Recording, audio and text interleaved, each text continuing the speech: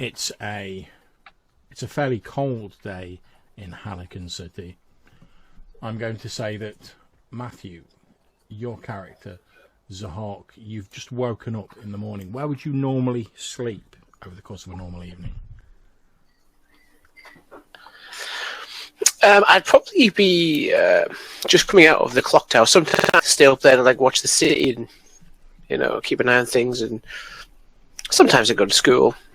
Sometimes I go to the library and read about ancient mythology because that's not relevant at all in this city.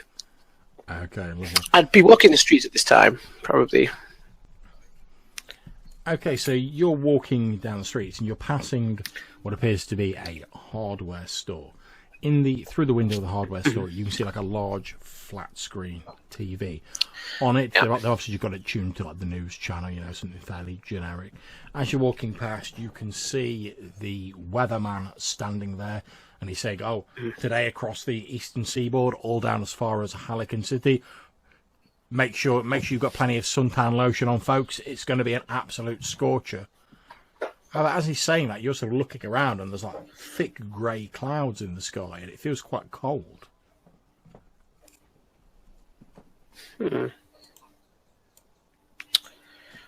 Okay.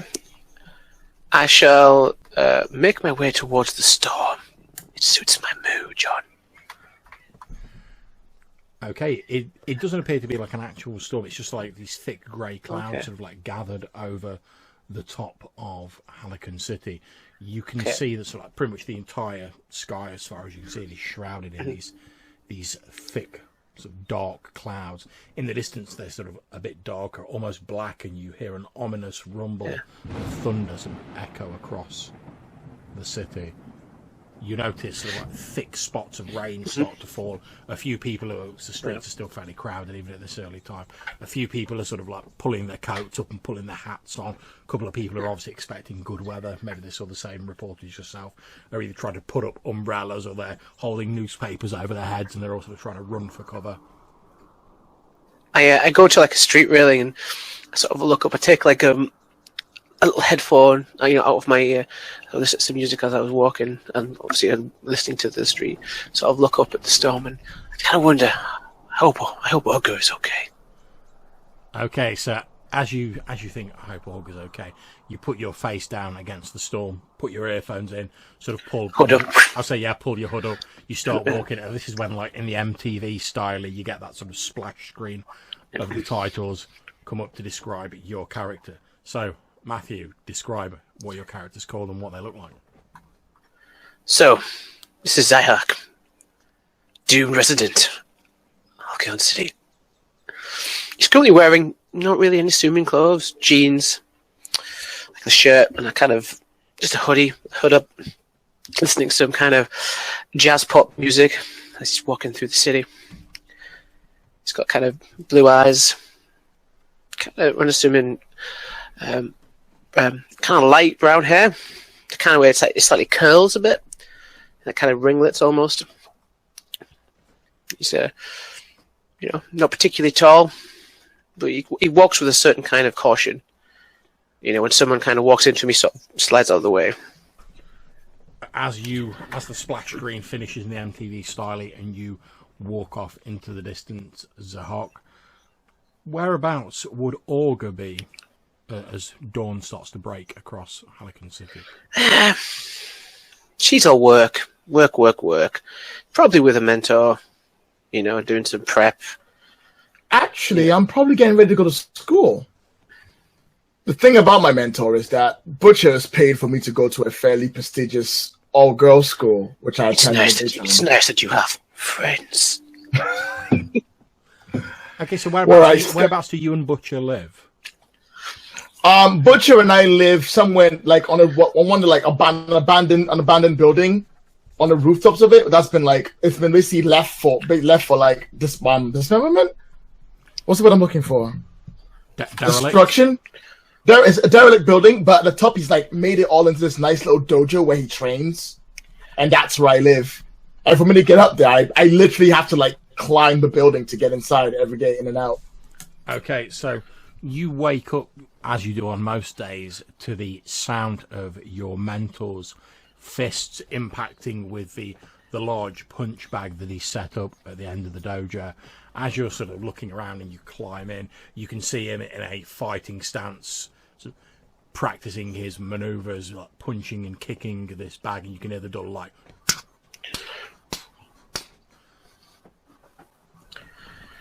All right, I'll go up to him and I'll bow.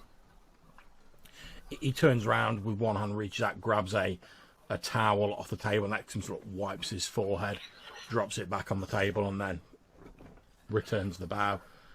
You see him like look down at his watch, and he's like, "You best hurry up, best get a move on. You'll be late for school."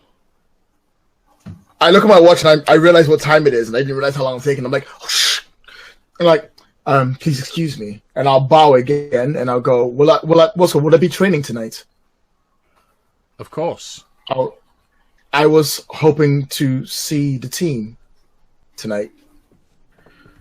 He looks at you for a few moments, and then he says, "I tell you what, if you can ace that science test today at school, then maybe we'll talk about you going out and seeing the team later. Physical preparation is all well and good, but you need to have a healthy mind and a healthy body working in harmony to reach your true potential." So I'll bow quietly, and then I'll gently walk towards the door, and I'll open it. And then as it shuts, I'll break into a run over the rooftops. Okay, yeah, no problem. You sprint across over the rooftops, heading towards school. As you're sort of running across the rooftops, obviously you can also feel this sort of chill in the temperature. And as you look up, you can see this thick grey coating of clouds in the sky above the city. Now, you know that your butcher, although he doesn't really watch a lot of telly, he thinks it's a distraction. He often has like a radio playing, like an old sort of wind-up radio, because it helps him to like focus, and he times his punches to when there's music on. You remember hearing exactly, yeah. You remember hearing like the weather report saying that today was going to be almost like tropical. It was going to be high temperatures. It's going to be beautiful. I was telling people to get their shorts and their buckets and spades out. But when you look around, everywhere's covered in this thick layer of like dull cloud. And as you watch, you see like fat spots of rain start to patter down on the rooftops around you. Shit, I should have got an umbrella. I start shrugging and go, typical weathermen, they don't really figure out anything properly. And I'll run a little bit faster to try and get to school before the rain hits. Okay, no problem. And you sprint off towards school. And as you sprint off and you sort of leap between buildings, that's when we get the splash screen of your character sort of paused mid-leap. So can you please describe Orga and what she looks like? So Augur is 16 years old, Hispanic, so darker skin, short brown hair, which goes down to like just about there. So it's like a nice little cut all the way through. She's in the shot, of course, she's upside down because it's cooler to be upside down in shots when you're like that. And she's wearing like a school uniform with the skirts that she keeps her hand on when she does her flips. Nice. Modesty preserved. Okay, splendid. So we now cut across to Phalanx. Phalanx, where would you normally sleep?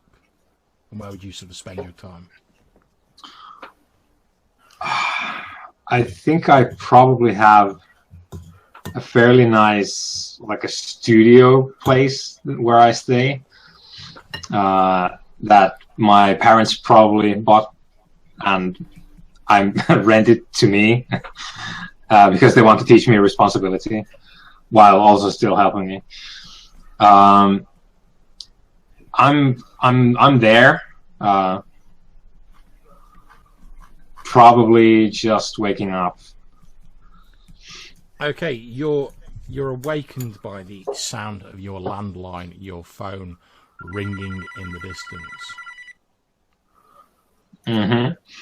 So I stumble from my bed, the sheets kind of draping my divinely sculptured body, and I stagger towards the phone, sort of wreathed in the sheets like they were a toga from old-timey, ancient, classical grease. Excellent. So And you stagger into the hallway.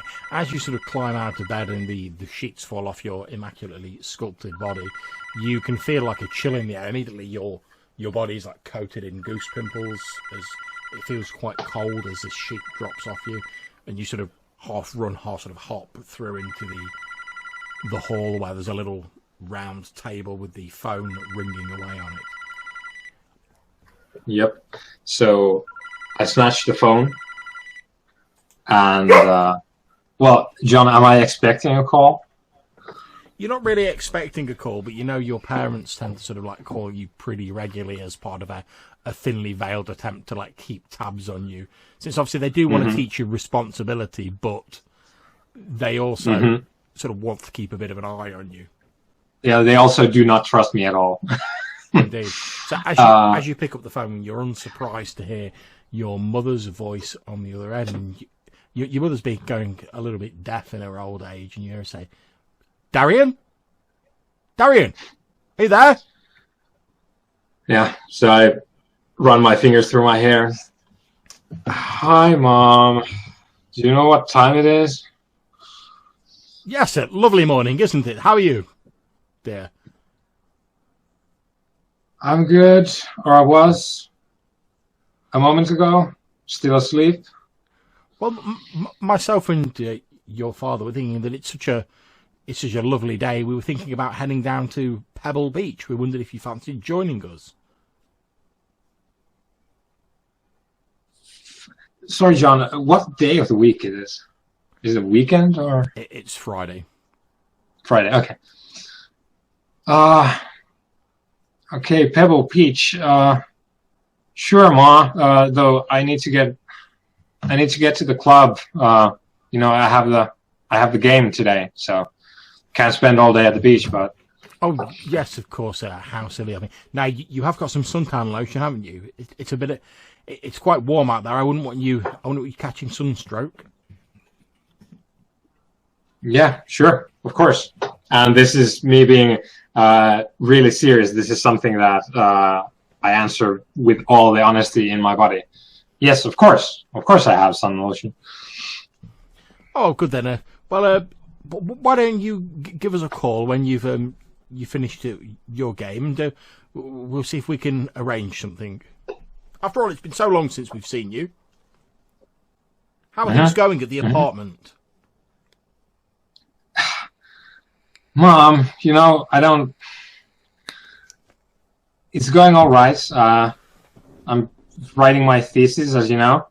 The laptop is really nice. Thanks a lot for that. Helps with the writing and, you know, school stuff. Well, only the best for my little angel. Just like the longest sigh possible.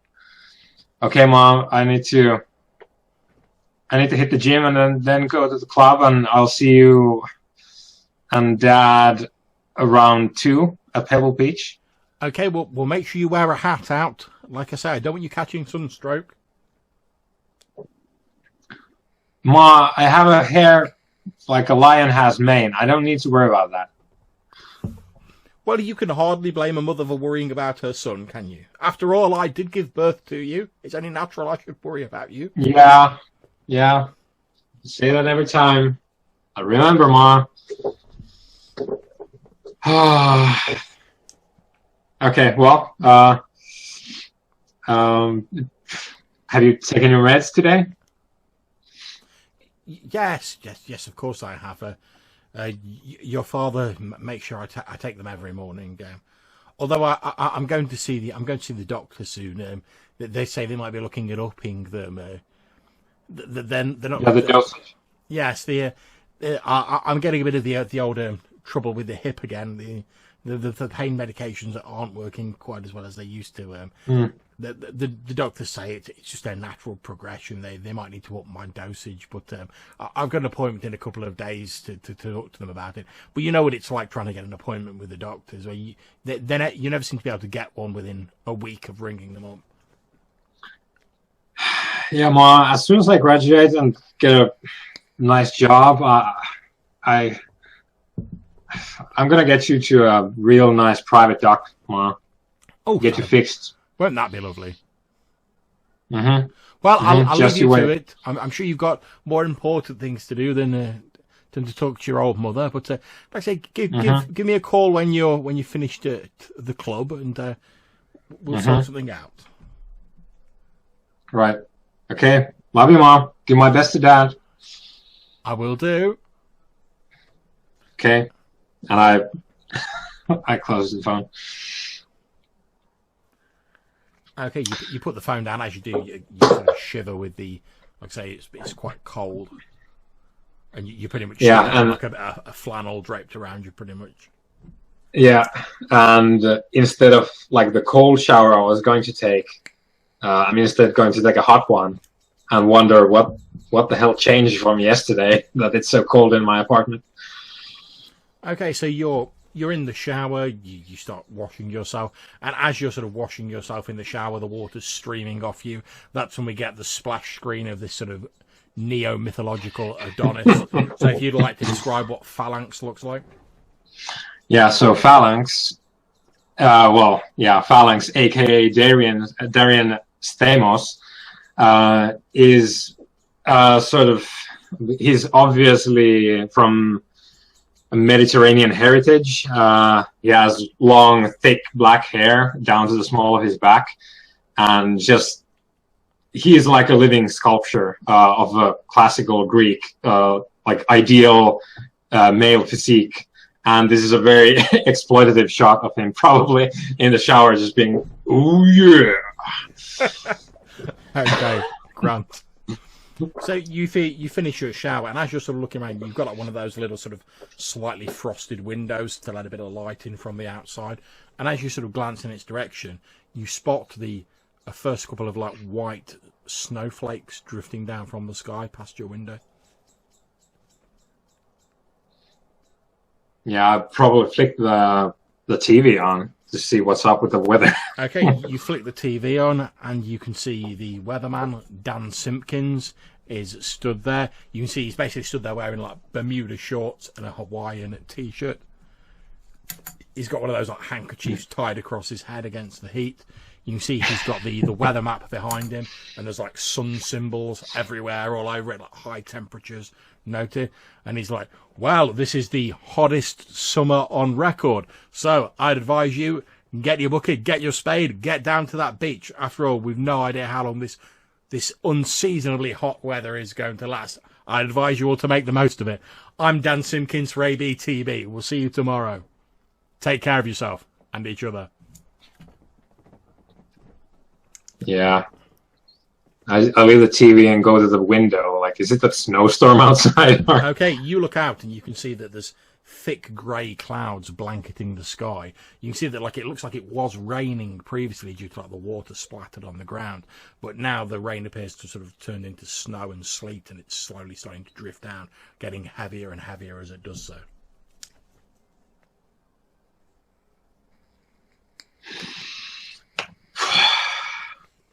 I sigh deeply as I realize that I packed my winter gear and took it to the storage, and I don't have time to get it. So I'm literally going to take my like Bermuda shorts and just a t-shirt to go, and just shake my head in disbelief at what's going on. So it's going to be a snowy day at the beach later on.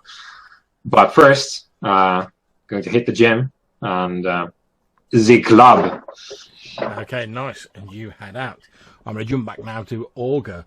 Orga, you've just arrived outside school. However, as you're getting there, you can see that, like, normally the sort of yard that's outside that normally would have a lot of, like, kids in it, so getting ready to go inside, appears to be entirely empty.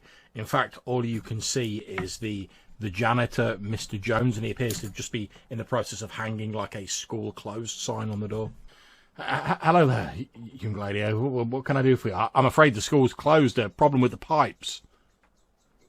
Problem with the pipes? Yeah. I have a test today.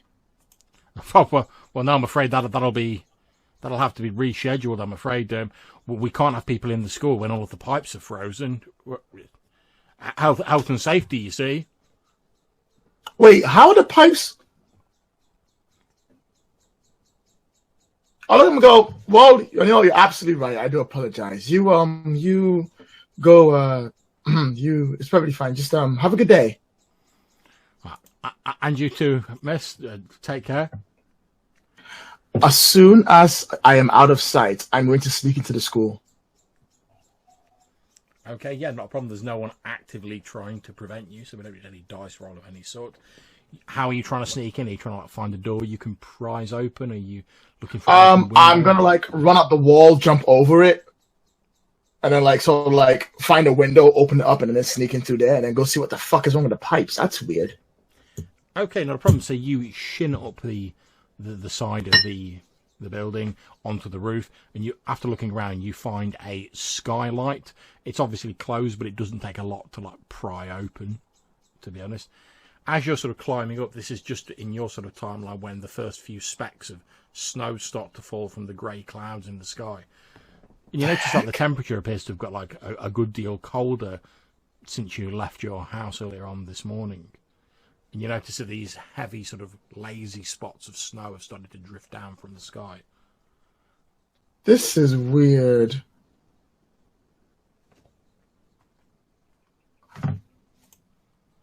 Okay, you I'll the skylight. I'll go in. Okay, you jump down into the school. You can see it's quite eerie because obviously you're used to it being full of kids running about, shouting, running, trying to get to lessons, etc., or skive off lessons, as the case may be. Whereas now it's entirely empty. The only sound as you land is the echoing of your landing as you land in this sort of the central hall of the school, effectively. Ooh. You can just about sort of down from the main corridor which leads to the main exit, you can just about make out the sound of, you presume, Mr. Jones sort of whistling as he's on his rounds, just giving the building a final once over before probably going home himself. Although he does, Excellent. He lives on the school estate pretty near to it, so. All right, so I'll do my best to avoid him, and I will head towards where basically the water systems are. Yep. And see just how frozen they are. Yep, you head down into basically the cellar of the school where there's these thick sort of cast iron pipes which provide the water to the many and various radiators and heating throughout the school.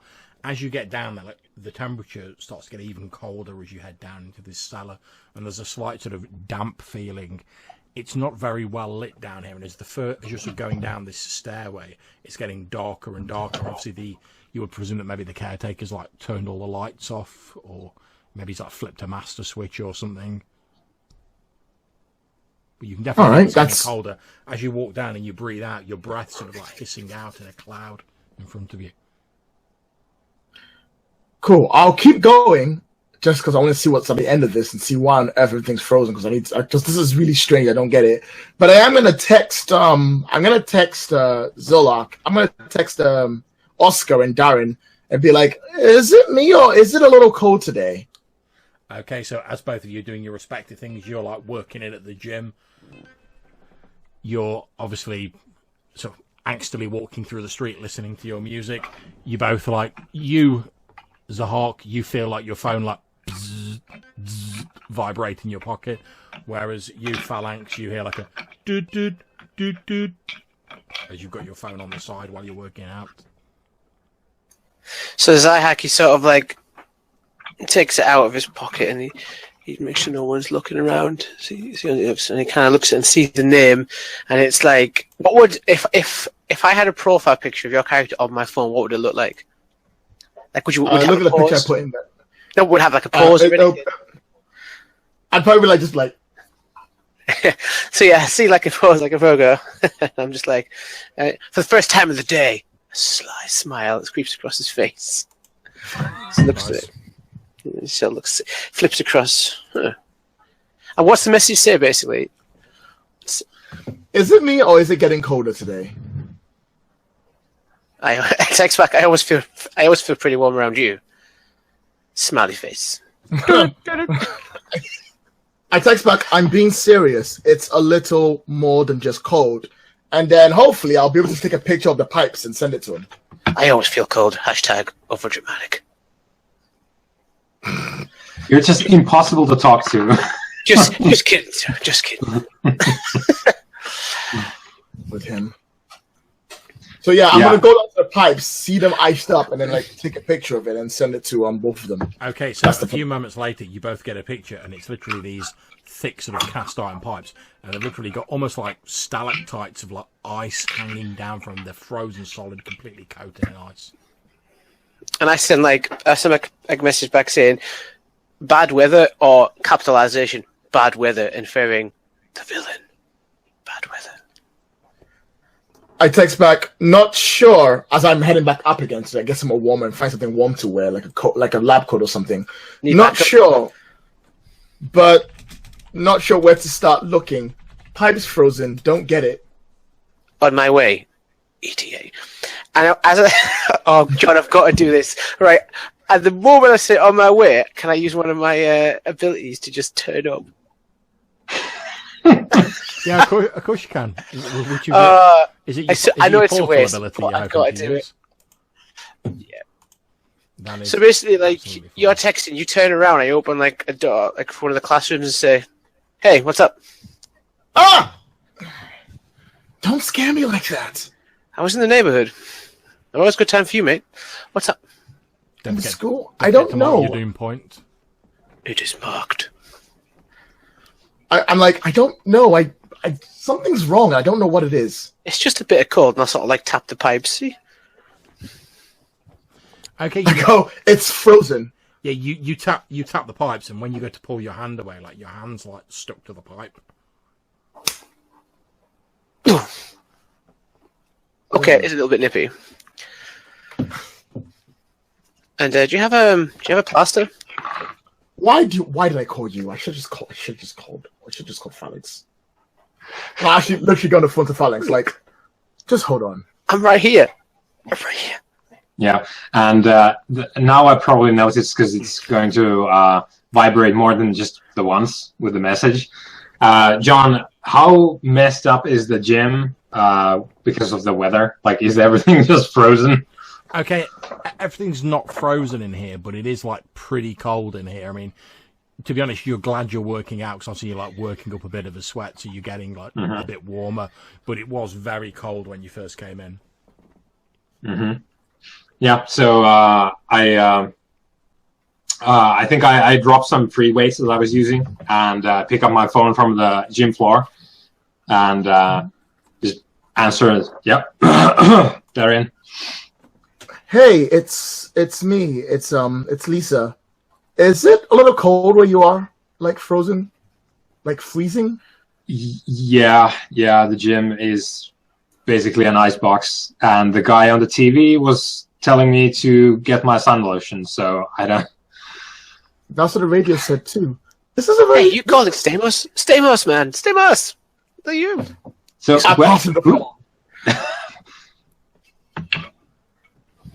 is it Oscar? I'm here, man. John. Hi. So you're where now? Sorry. Yeah, there's a picture, and I checked the picture that you sent. So you're at where?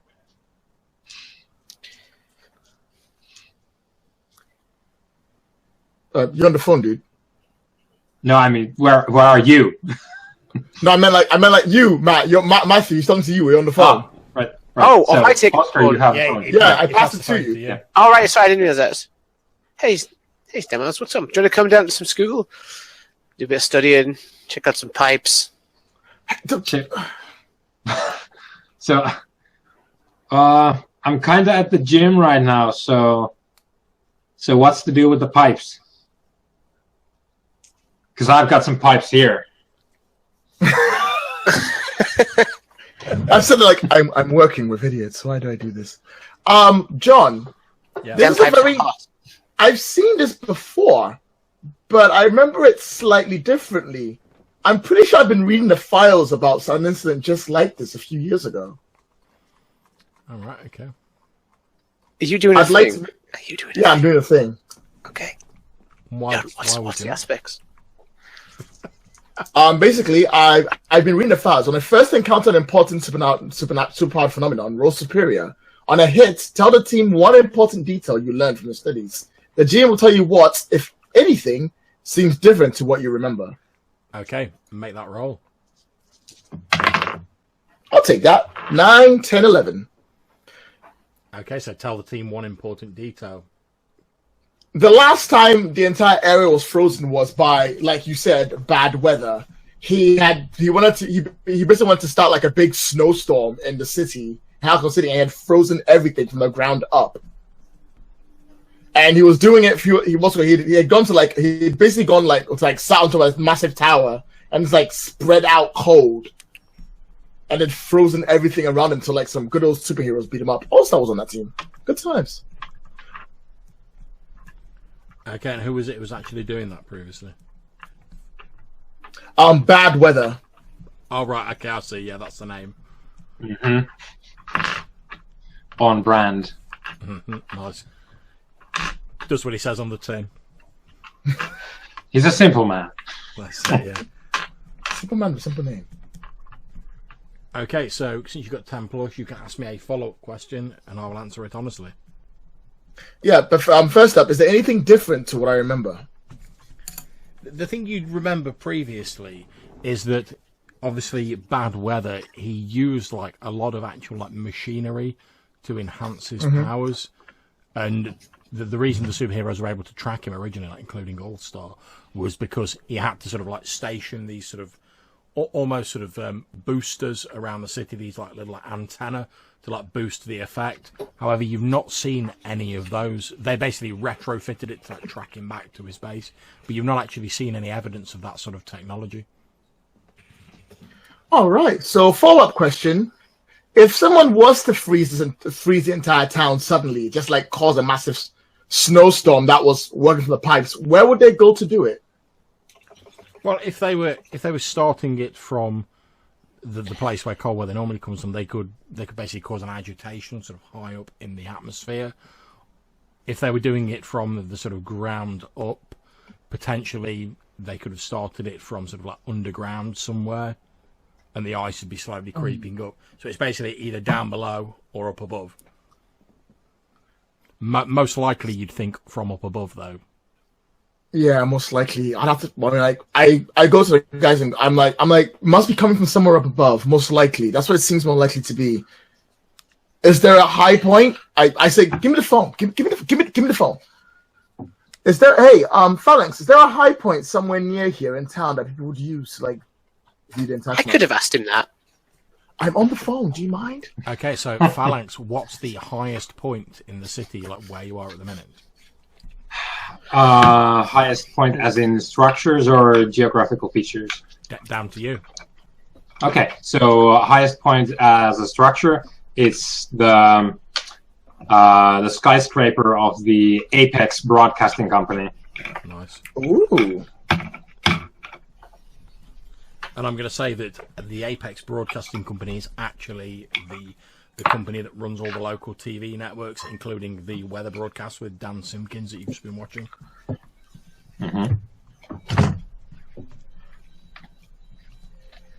All right. So I go, Phalanx, you can't fly, can you?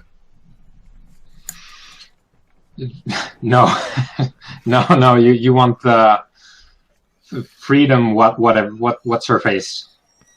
I don't do that. Liberty, freedom, or something. Well, do you want to catch a cab and meet us there? School's out. I have no reason not to go investigate. Yeah, I had this. Oh well, yeah, sure. Okay, so where do I meet you and when? Apex building in about 30 minutes. Okay, yeah, I have some sets to do still, so but I think I can make it. Okay, as you're before you hang up, Don't work too hard, buddy. Phalanx, you hear like this whistling sound, almost like a sort of like kettle coming from outside the gym, but it's getting like louder. It's like,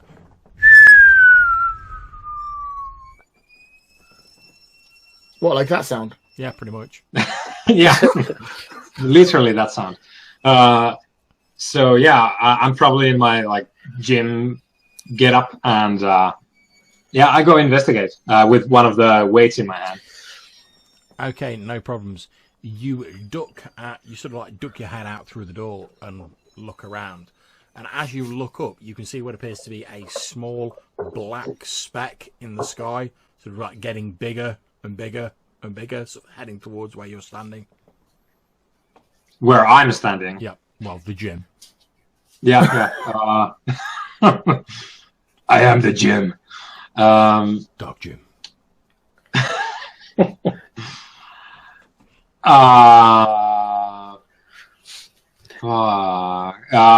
You can see like some people outside the gym are sort of like put like puzzled looks on their faces. They're like pointing up in the air, like this thing sort of getting closer. However, with your sort of like your amazing sort of honed senses, as you're peering at it, you can see it actually appears to be like a large rock sort of flying through the air that's like getting closer, hence it getting bigger.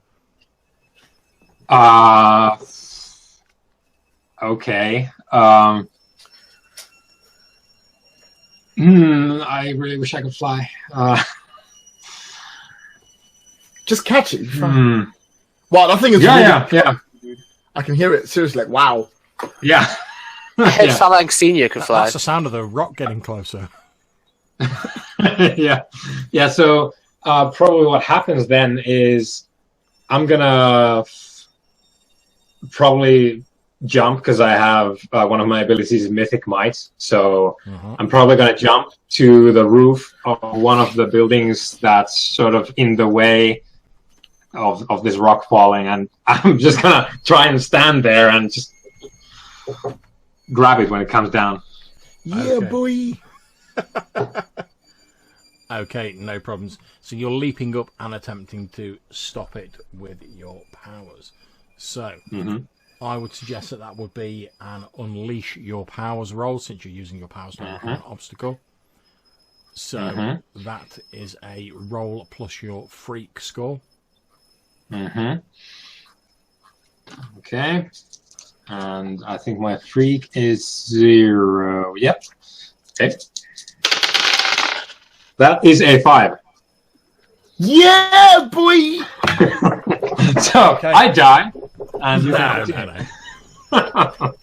So You too can become Phalanx if you feel. So for what Lolo Prime. So what I'm actually going to say is, because I'm assuming you're like not wearing your armor at the minute because you've been in Yeah. the gym. So obviously that's not helped you in this situation. So I'm going to say No.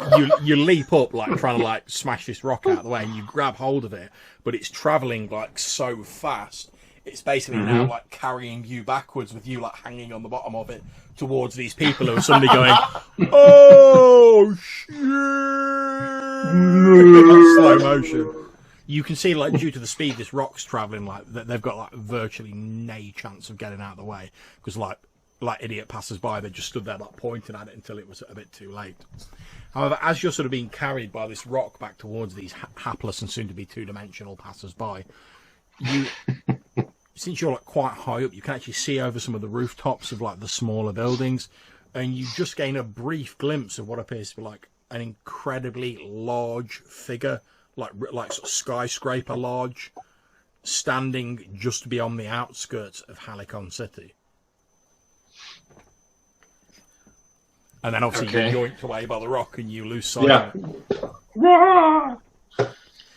Okay, so describe to like your friends who were on the phone with you what they'd have heard as this sort of situation was unfolding. Yeah, so it's probably like, hang on, and then I put it on whatever you call that holster that you have on your huge ass bicep. Yeah. I put it there, but I don't like end the call or anything. And I go outside, and then it's just like random people going, "What? And then it's me going, "Shit!" And then and a lot of grunting as I jump to the roof, and then try to catch the stone, the rock really, and then just and then So that's what you guys hear like, on the phone. I flash Zihark a look like. Should we? We should probably. I mean, shall we go? Let's go. Let's go. Yeah. Yeah. Yeah. Okay. Yeah. We start heading towards. Any chance your special friend can get us a taxi? I look at him, roll my eyes, and as we leave the school, I'll like go to like there's a parking area near it, and I like pull off like a cover with like some big ass motorcycle on it, and I'm sort of like, get on.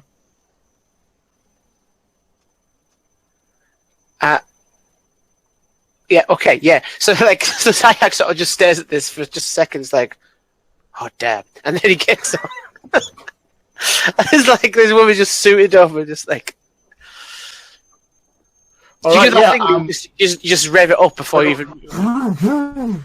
Okay, so you two race through the city trying to get to where Phalanx is located. So, I'm seeing whether I think this would be a move or not. I don't think so. Okay, so what I'm going to say is you two guys race on this motorcycle across the city. As you're sort of like zipping between the buildings and you're heading down the roads, you actually look up, and to your right you see this like huge rock sort of like hurtling through the air. Like there's a couple of buildings, like a row of buildings between you and it, but as you look across and you can see it like hurtling through the air, sort of like parallel to yourselves, you can just about make out like the tiny like form of like Phalanx like holding onto this rock like underneath his legs, like kicking about as it's being carried backwards by it. And then as you sort of look ahead of you, Orga, you can see all these people who are sort of like screaming and like losing their shit as this shadow of this rock's just like growing bigger and bigger, and it's about to pulverize them. So I'm assuming I probably can't speak to the guy on the rock. So I'm driving the motorcycle. I'm leaning back and I'm like, "That rock's gonna hit all those people. Can you do something?" Just keep driving. I got this. Okay. Okay. I'm like do like a skid and like head towards where the people are on the rock. That's it, man. You pull like the wheelie as you like carry on moving forward. You know, the full works, man. So I'm gonna steady my thighs onto the bicycle, try and steady myself, and I'm like pull my sleeves back from my hoodie slightly as I try and like, I don't think I did this from this kind of distance before. I'm like squinting and I try and using my telekinesis, John. I'm trying to angle it into like maybe a lake or a park or something, maybe away from people as much as I can. Okay, that's cool. That sounds again like an unleash your powers sort of roll. So it's a 2d6 roll plus your freak. A freak?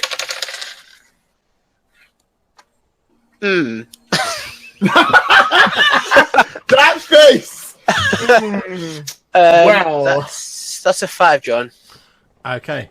So what I'm going to say happens is you throw your sort of like telekinetic powers out towards this rock. However, as you're doing that, unfortunately, because this like road hasn't like received municipal repairs for quite some time, just as you're doing that, the motorbike like, hits a pothole. Because of like Orga's amazing driving, you don't like just go flying off the bike, but it does jolt slightly and it sort of throws you off balance. Phalanx, as you're sort of like clinging onto this rock, suddenly it's like this invisible hand just like plucks you off the rock and like throws you through the air. And the next thing you know, you're like whistling through the air towards this small lake in a park. Can I say that I've given the object a slight spin? If you wish. Yeah. John, can I leap over the lake on a motorcycle and save him? Yeah, that sounds like you're trying to defend someone to me. God damn. Yeah, let's do it. Okay, so roll plus savior. Did I miss that roll?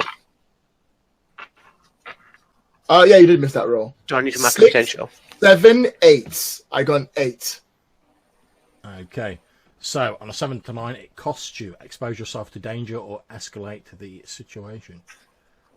Which one do you want to do? Let's expose myself to danger. Okay, not a problem. So, with that, you can add a team to the pool.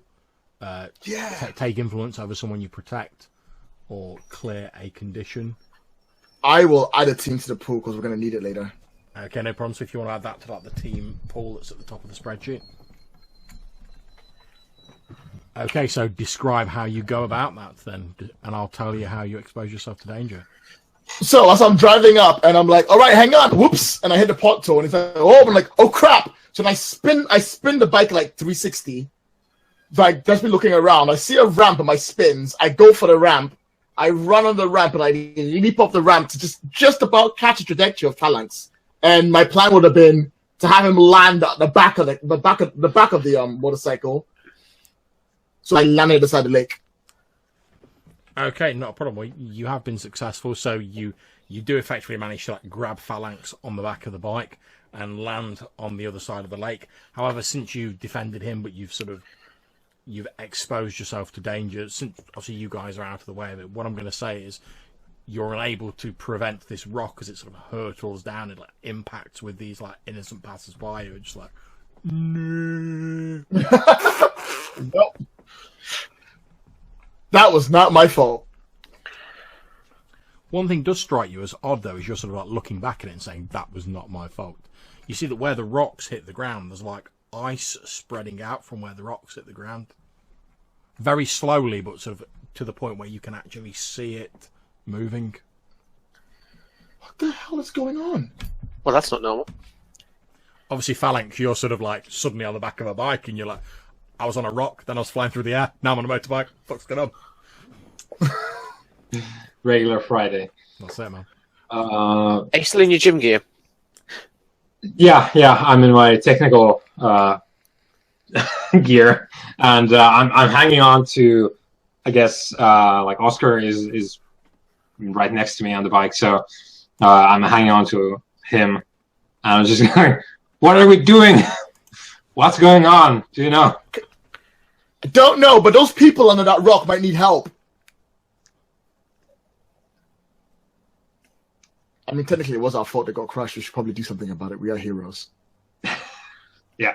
I'm just saying, maybe we should probably go help those guys. That's what I'll be doing. I'll be rushing to those guys to try and help them. Because, in which case, can you make me an assess the situation roll to see what help you can actually help these people? So that's a roll plus superior. Okay. So, 2 news. 1, I pass. Okay. So what was yeah, that's what I can do on hand. So my first question is, I'm gonna know if I can save these people. They're dead, nothing I can do about it. But I would like to ask, what here is in the greatest danger? Okay, so as you're sort of looking at it, you can see that a couple of people have sort of scrambled a little bit away from where this rock was going to land, and you can see the way the rock's landed. It's on sort of like a little bit of a rise, but it's sort of like tilting on the edge of it. You can see a young woman like clutching a small child to herself. She's obviously tried to like duck into this pothole in the road effectively, but you can see this like boulders like teetering ready to like fall on her, and she's like and she's trying to like shield this child. Okay, looking at the rock, what part of the rock is most vulnerable to us?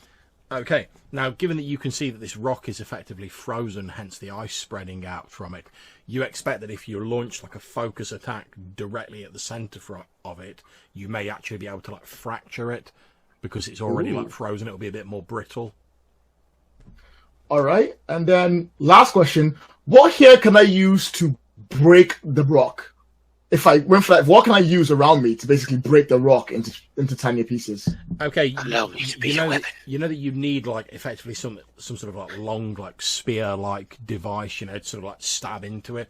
As you're looking around, you can actually see there's like a sort of a buzz stop, like one of the poles, just like a couple of meters away from it. All right, I will act upon that. I'm going to rush. If I can, I'm going to rush to the pole, grab it, and I'm going to like leap up and like smash that thing in there, try and save those people. Okay, now since you're more experienced with this game than me, I'm going to ask you for your opinion here. What sort of role would you suggest for this? For this, I would say defend, because I'm trying to help those people, and I'll be putting myself in danger doing it.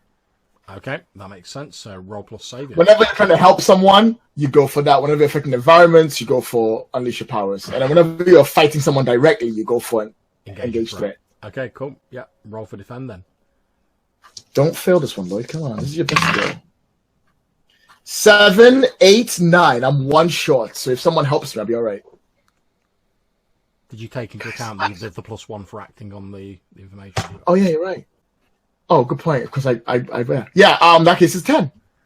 Okay, splendid. So you manage to keep them safe, and you also get to choose one of the options: either add a team to the pool, take influence over someone you protect, or clear a condition.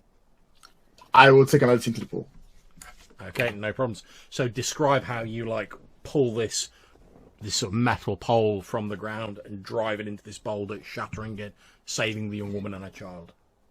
So I'm still on a motorcycle, right? I feel like I'm taking the scene a bit more there. Sorry, guys. I go, everyone hold on, and I spin the motorcycle and have the wheel dig the ground around the bus stop. Then I leap off it, sort of letting the other guys fall behind me, grab the pole, pull it out, and I sort of rush in, leap in the air, and then smack it as hard as I can that spot to break it. Yep, you strike it dead on, and given that the rock's already been made more brittle by the freezing temperatures, it shatters into a lot of smaller pieces that rain down. You hear sort of a whimper from the woman as she crouches over a child, hoping to protect it from the onslaught, but then just a patter of these little pebbles fall harmlessly around her. She sort of looks around, almost not able to believe that both her and her daughter have survived, and then she rushes over towards you, seeing you stood there heroically with this pole in your hand. She's like, I don't know how to thank you. You've saved us. It's fine. Get out of here. There might be more things falling. She looks at you and says, can I at least know the name of the person who saved me? Augur. That's an Augur. It represents... No, never mind. Yes, you got it. Oh, thank you. She hurries off with her child. So I turn towards the guys, sort of put the bus stop sign over my shoulder. I'm like, all right, boys, what are we doing? That was a really nice move. This seems like you found a nice way to break the ice. I hate you. Me? No, not you. And I sort of giggle a little bit, going, "That was actually kind of cool, wasn't it?" Sorry, we need to stop this from happening. What is going on? I don't know. So there's... I don't know if you guys have seen it or if you can see it right now, but John, I'm going to point to... in the distance, I saw the massive figure. Right? Yeah, that's correct. So I'm going to point in the general direction. Okay, so of that figure. He points in the distance towards the edge of the city, and you can see that the storm appears to be much worse at the edge of the city. There's snow falling, etc. What is going on over there? As you're peering through it, you can just about make out this huge sort of shadow that looks vaguely like a sort of misshapen human figure, but it's the size of a skyscraper. John, very pertinent question. Yeah. Is Pebble Beach that way? Yeah. Because I think it might be. It is. I sort of take Phalanx. As you look at the shattered remnants of this rock that was thrown, you recognise it as one of the sort of giant stones that gives Pebble Beach its name. It's renowned for these large, round, smooth stones. I sort of take a half step back and sort of say to them both, are we looking at this figure in the distance? Are we getting it over our heads again? We don't want to repeat, the Thoth incident. Yeah. Should we really get involved in this? Maybe we should call some actual heroes.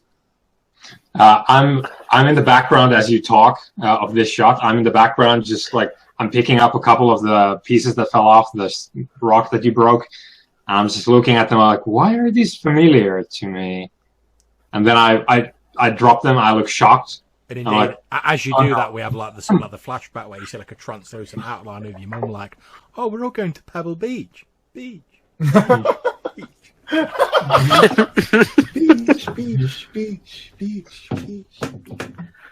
I drop the bits of stone. I'm oh no, this rock is from Pebble Beach. My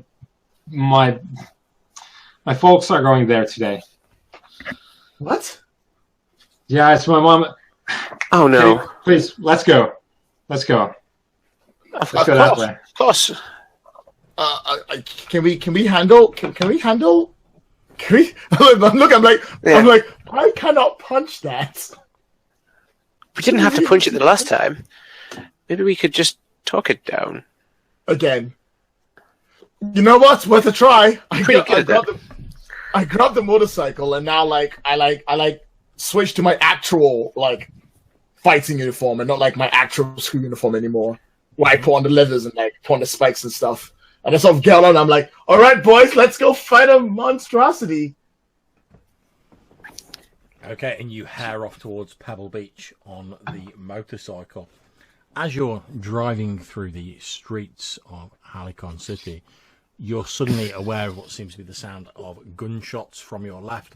Not like as in they're being fired at you, but as you sort of glance down an alleyway, you can see at the far end of it, in the sort of street beyond, you can see 3 police officers with guns out, and they're like, you can't see what they're firing at 'cause it's behind a building. Then as you watch them firing, you see what appears to be a car literally come flying towards them as though it's been thrown, and it just hits these 3 police officers, and they disappear behind another building as they sort of go past the mouth of the alleyway. And you hear this from behind the building. Don't slow down. Fuck the police, let's go. We kind of can't let those people die, but we're kind of on a time schedule because your parents are in trouble. Yeah. It's almost like it's a moral dilemma. A choice in a superhero game. I know, right?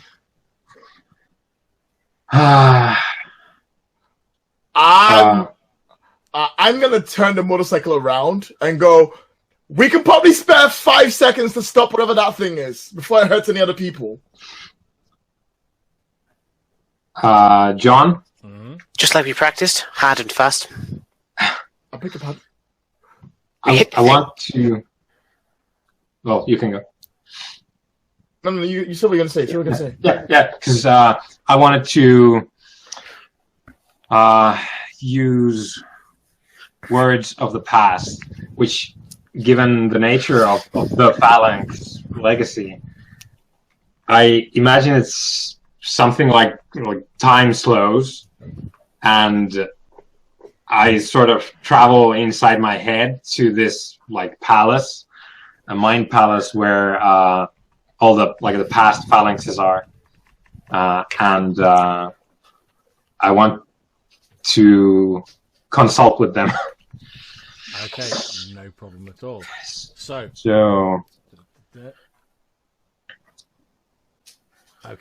ask them a question about the problem. They will answer it honestly and tell you what to do. Take +1 on go if you listen.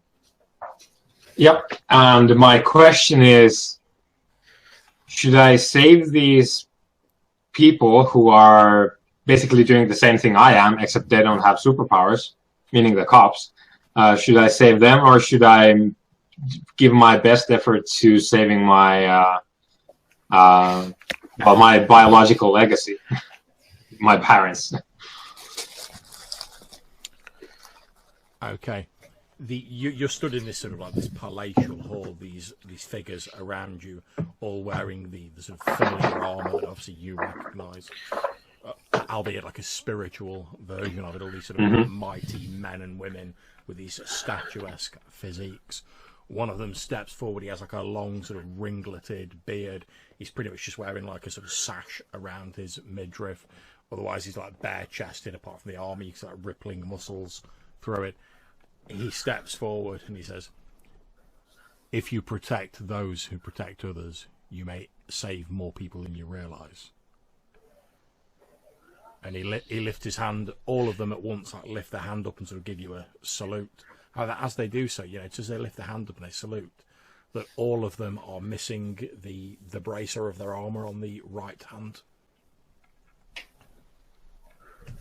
So I'm left with a slightly uneasy feeling with this realization that there's no bracer. But I snap back, almost like Sherlock Holmes coming out of his thing that he does, And Augur turned the bike around, and I suppose we're cruising towards the scene. Yeah, as you guys are cruising towards it, you can basically see this mashed up car lying on its side. There's like one of the police sort of lying under it and he's blatantly dead. There's the other two are sort of like obviously injured, but they're trying to sort of like pull themselves out from under this car, but obviously they're not having much luck. Okay, so I'm going to jump off the bike and give a glance to Augur, sort of like nodding to affirm that yes, this is what we should do. And I'm glad that she took the opportunity to allow me to do the right thing, because I was going to not do that. And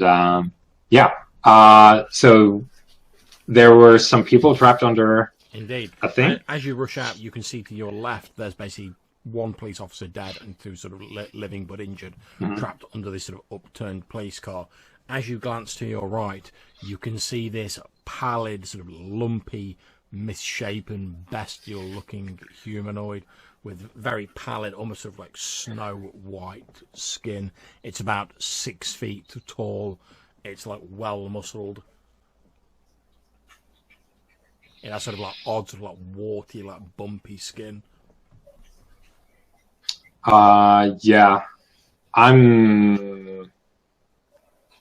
Well, the Phalanx told me to save those who protect others, so I'm just going to go and hulk out and try to lift the car, throw it away.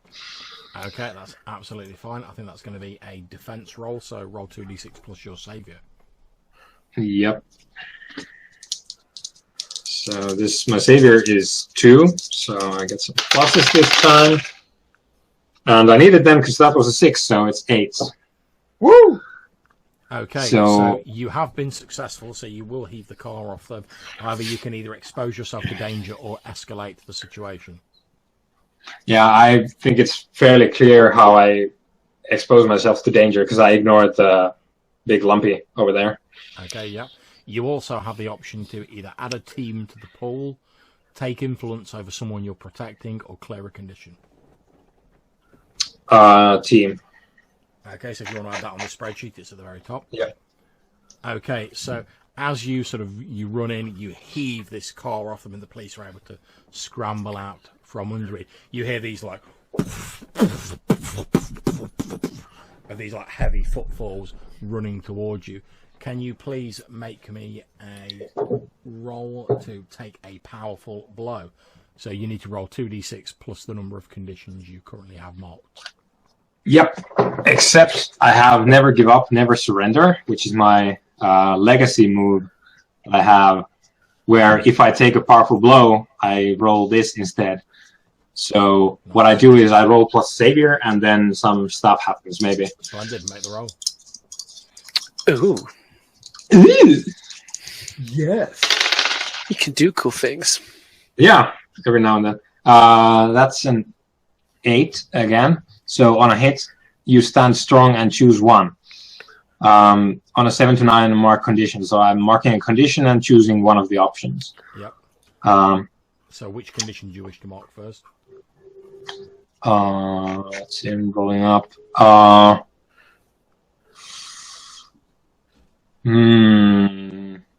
Angry. Angry sounds good. That's cool. And then I am picking 3, which is you keep your attacker's attention. So I'd probably piss it off because I wasn't destroyed in a single blow.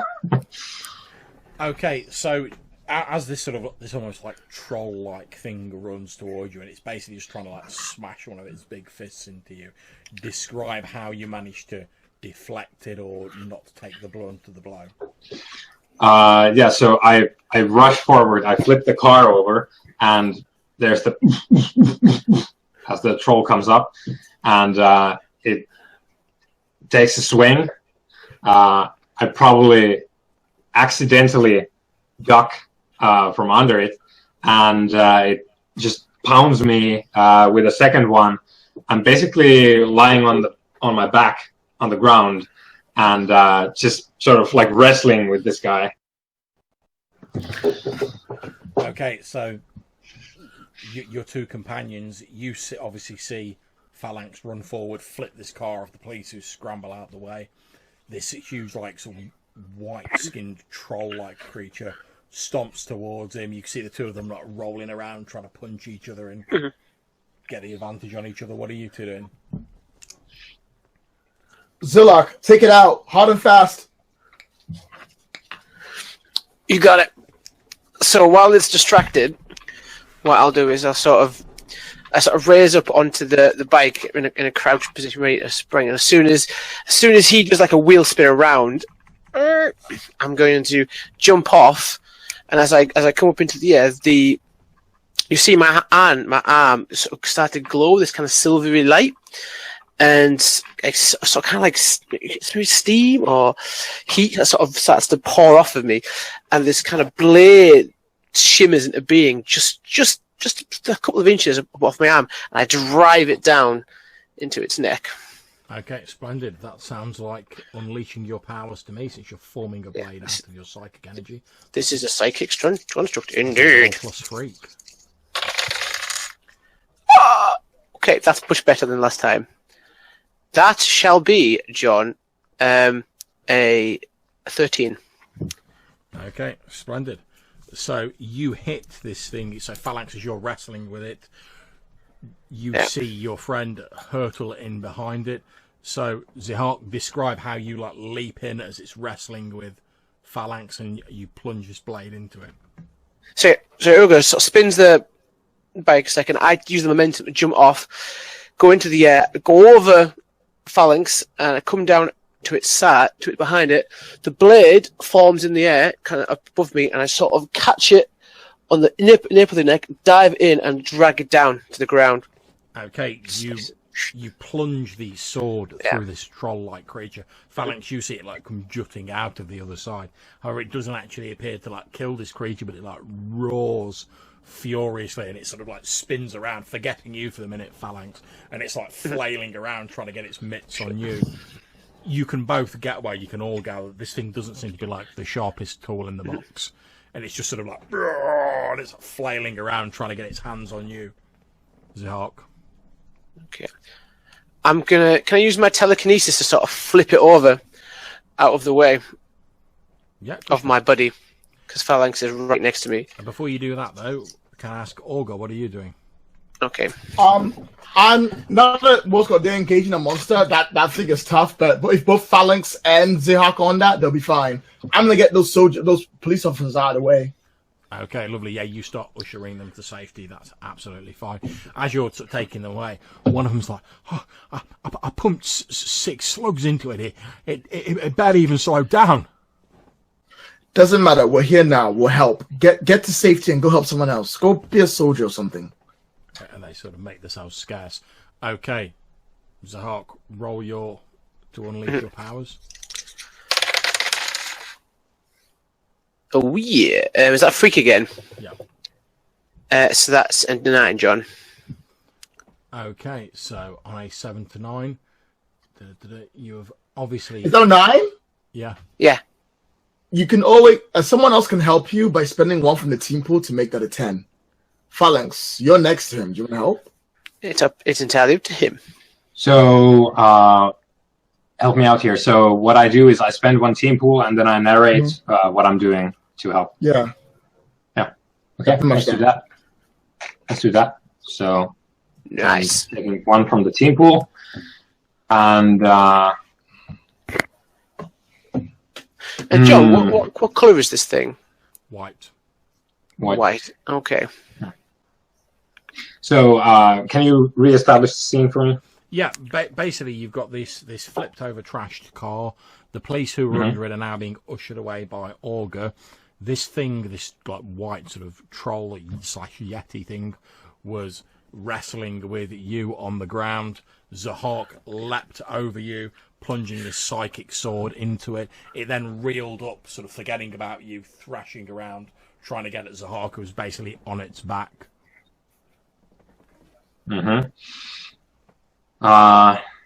Right. So what happens is I tap into my legacy powers and I conjure up my magic weapons. And what happens is one of those, because when I went into my head to speak with my legacy, basically, all the other phalanxes had this spiritual version of the armor that I have. I have spiritual weapons, so it's sort of like a hazy blue outline of a spear, which just like materializes in my hands, and I start jabbing at it. Okay, so that's the assist, which will give you that +1, Zihark. Which will obviously take your unleash up to a 10, which is a hit. So describe what occurs. So yeah, my blade's still in its sort of back, and as it starts to roll around, it turn around for me. I see briefly Phalanx stabbing it with a spear, and it sort of snaps it back around to look at him for a second. I take that moment to drive the blade slightly more in, and then I use my other hand and I conjure up as much psychic energy as I can, and telekinetically just lift it kind of into out of his way into the car.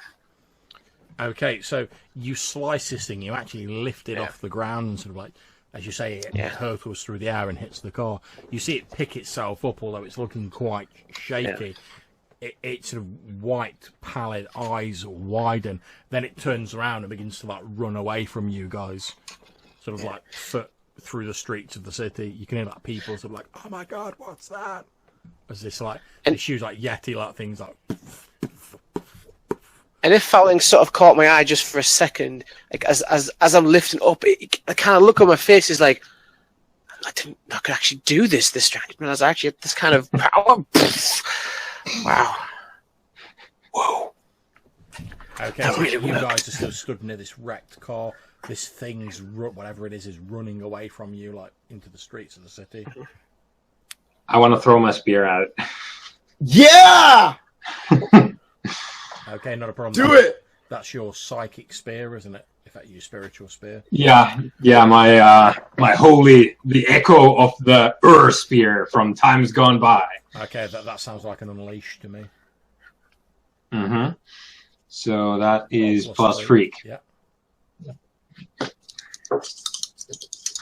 Come on, Bobby. Or Zeus. That is a 10. Splendid. Okay, describe how your spear hits and dispatches this creature. Right, so it runs away. I briefly look at Oscar to make sure that he's okay, because he looked kind of weird doing his thing. And basically I make sure that everyone's okay near me. And then I take a couple of running steps and just chuck the hazy blue outline of a spear, arcs through the air, goes like passes through like a lamppost, and hits the yeti in the head and disappears. But the sort of spurt of blood and just face plants into the asphalt. Okay, I'm going to make a slight amendment that it all happens as you've described. However, as the spiritual outline of the spear hits this sort of yeti / troll through the back of its head and it dissipates, rather than like seeing blood spray out, the entire sort of creature just like collapses into a pile of snow and falls to the ground. Okay. No time to waste. I'm already on a motorcycle and I'm revving up next to them and basically like reaching a hand out to pull them on each. While we keep going. So Zihark takes a step forward and he sort of stops for a second. He looks back and at the blade he notices it's like sort of vibrating slightly, and there's little bits of tufts of the creature's hair and bits of blood, and you can see it like steaming off of it. And kind of looks at it, and then he kind of releases his hand and the thing just shatters.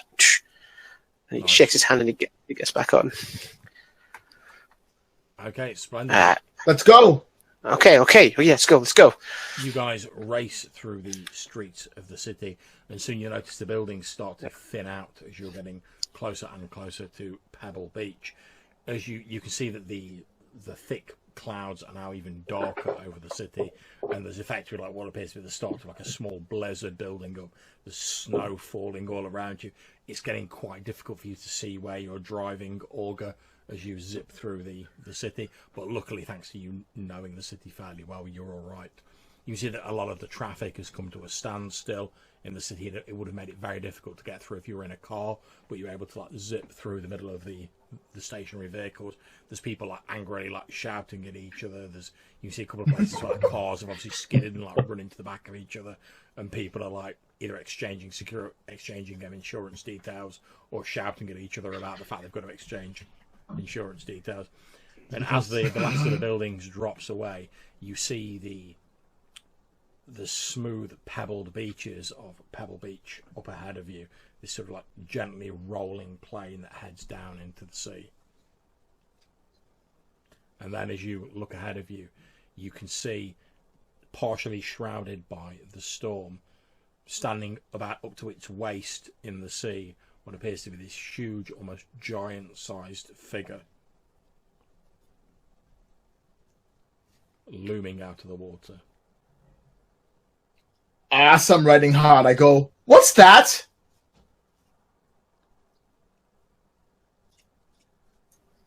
I think it's the problem. Simple as, right? Take down the big guy like the big guys take down big guys. That's how your mentor teaches it, right? I'm not sure it works like that. As you're thinking this, Pretty much no.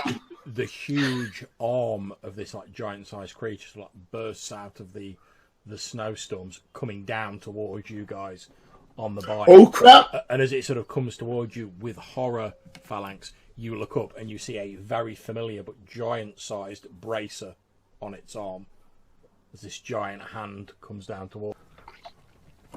What are you gonna do? Are we all on the motorbike still? Yeah.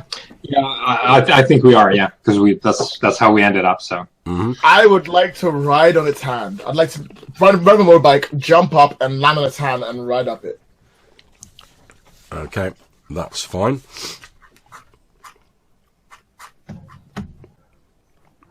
Okay, so I'm going to classify this as engaging a threat because obviously it's a threat and you're interacting with it. So can you make me a roll plus danger, Lloyd?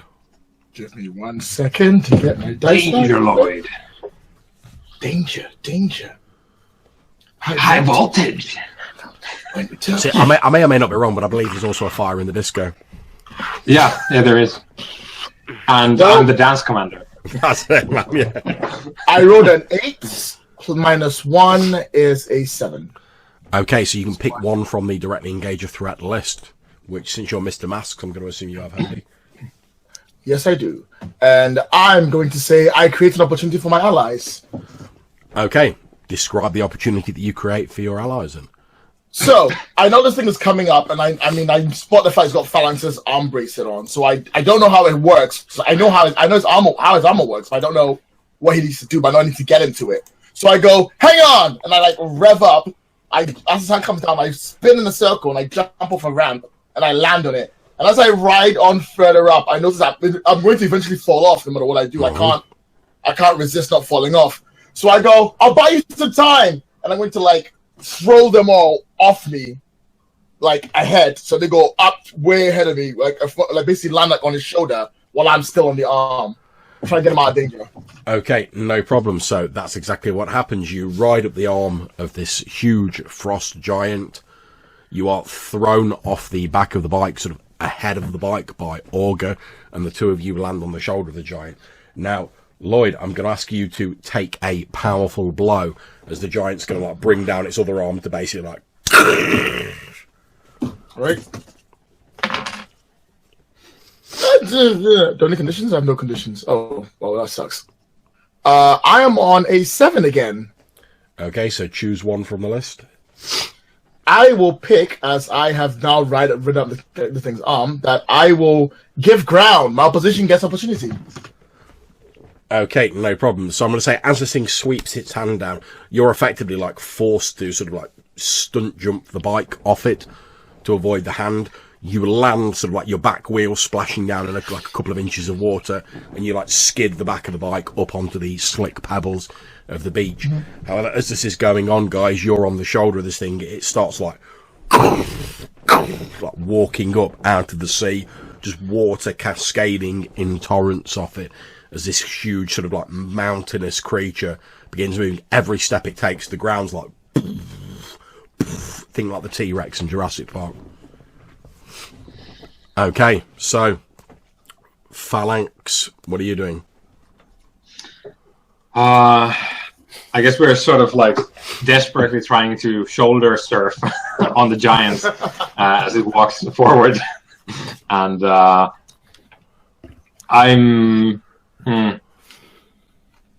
conjure up because let's talk about my powers a bit. So last time I conjured up the spiritual reflection of a spear, and I can only do that once per weapon that I have, unless I have my armor on. So my spear is used now. So I start running towards the giant's head on the shoulder, and I conjure up like a ziphos. It's a Greek sword, and I run up and I leap and I want to.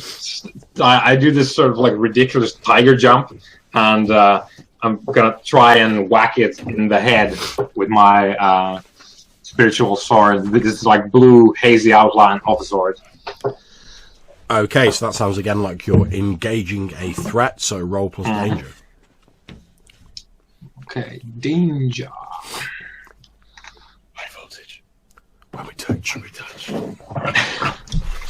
Let's see.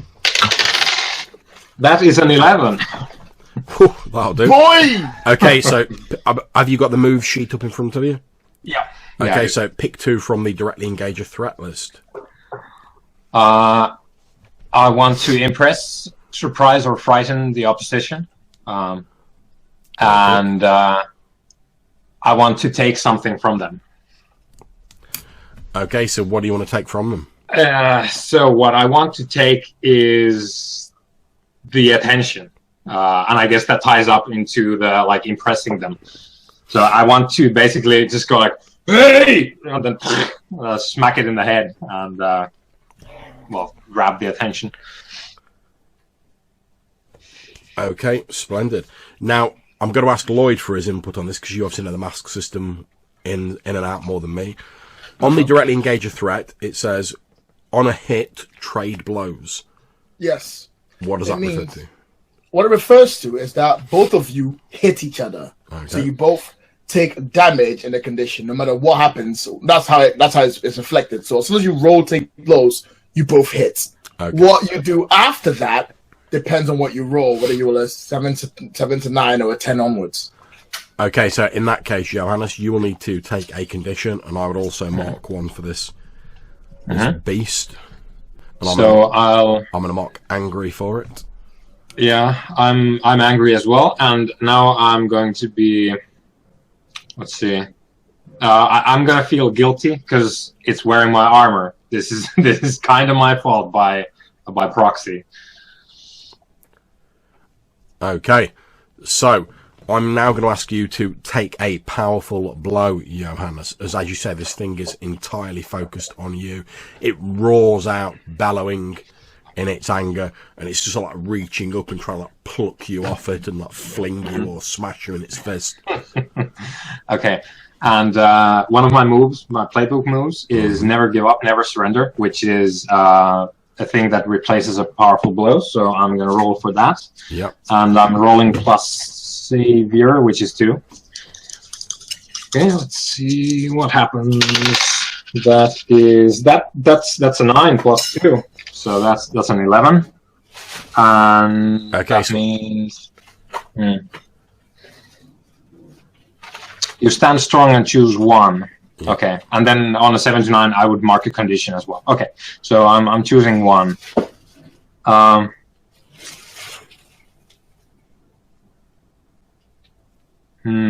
I'm gonna pick number 3 on my list, which is you keep your attacker's attention. Okay. So it's sort of flailing around trying to grab you, and you're jumping out of the way of its clumsy hands. However, that does give time for Zihark. It doesn't appear to be paying you any attention or even realising you're there, Zihark. It's like entirely occupied with Phalanx and like trying to grab him off its shoulder as he's like running about. What are you going to do, Zihark, once you've unmuted yourself? Zihark, well, first of all, just in the previous moment where Augur has thrown us off of the bike, as Zihark sort of course over Zihark, just catches Lisa's eye, and he's just like, she's so cool, as he shoots off. Straight over onto the shoulder. And what Zihark's going to do is he knows from his training that to defeat an enemy, you need to understand your enemy. So what he wants to do is try and get an idea of if this is like a Phalanx situation, like he's wearing a piece of armor, who is underneath, who is actually inside this thing. So what I want to do is try and, what's the move called? Pierce the mask? Pierce the mask? Indeed, so that would be a roll plus how mundane. I'm doing it is basically I'm using my vitality absorption, so I'm putting my sort of hand on the bare flesh, and I'm just absorbing a little bit, like you get to see flecks of silver light just sort of rising up above my hand as I'm just trying to get an idea of who this person actually is under there. Nice, roll plus mundane. Roll plus mundane. My mundane will be on my character sheet. Where is mundane? Indeed, it's 0. It is 0, not the greatest. Yeah, boy! 7. Okay, you still get to ask one question off the list, so okay. Oh god, they're all very relevant. What are you really planning? What is this intention? What is actually it up to? Okay, as you're sort of focusing on this creature and you're almost tapping into its like life force with your vitality absorption, for a few moments you seem to see the creature clearly, and you realise that the creature you're on is actually like entirely composed of like ice and this sort of cold energy, and you can just about perceive there's like a small, almost like human-sized dark mass at the centre of it, and you can feel like pain and anger radiating out of this person trapped inside it. You think the creature's like lashing out because of that like pain and anger that whoever's at the middle of it and presumably is causing it is experiencing. So you think it's just going to carry on like trying to trash stuff because it's being like driven mad by like the pain. It's just going berserk. Yeah. And that's all I can do for this turn, isn't it? Really, at this present time. Indeed. Okay, so Orga, what about yourself? You've hit the pebble beach. You've skidded up out of the water. As you look up, you can see Phalanx running around on this thing's shoulders. It's like clumsily battering at him, where you can see Zihark sort of like knelt a bit further down on the shoulder, light coming out of his hand as he's sort of putting his hand on the creature. What are you going to do? All right, something's going on here. I don't know what's happening, but taking that, is there any... We're coming here to find this family. Is anyone in danger around this area? You see that given the sight of the huge monstrosity that's risen up out of the water, most people very sensibly like did one and got away from the beach. So there's not many people there. You can actually, as you look back, you can see a number of sort of patrol cars effectively setting up a cordon just past the beach. However, as you look at them, you can see that they're not the normal sort of police-marked patrol cars. They have the symbol of Aegis on the side of them. All right, let's not take any chance. I will look around, assess the situation, see what is I'm missing. Okay. They got. I mean, I'm glad they're here, but they got here a little bit too fast for me to be not think before I act. Okay, so make a roll plus superior. Oh, never mind. Nope, no, never mind. I fail.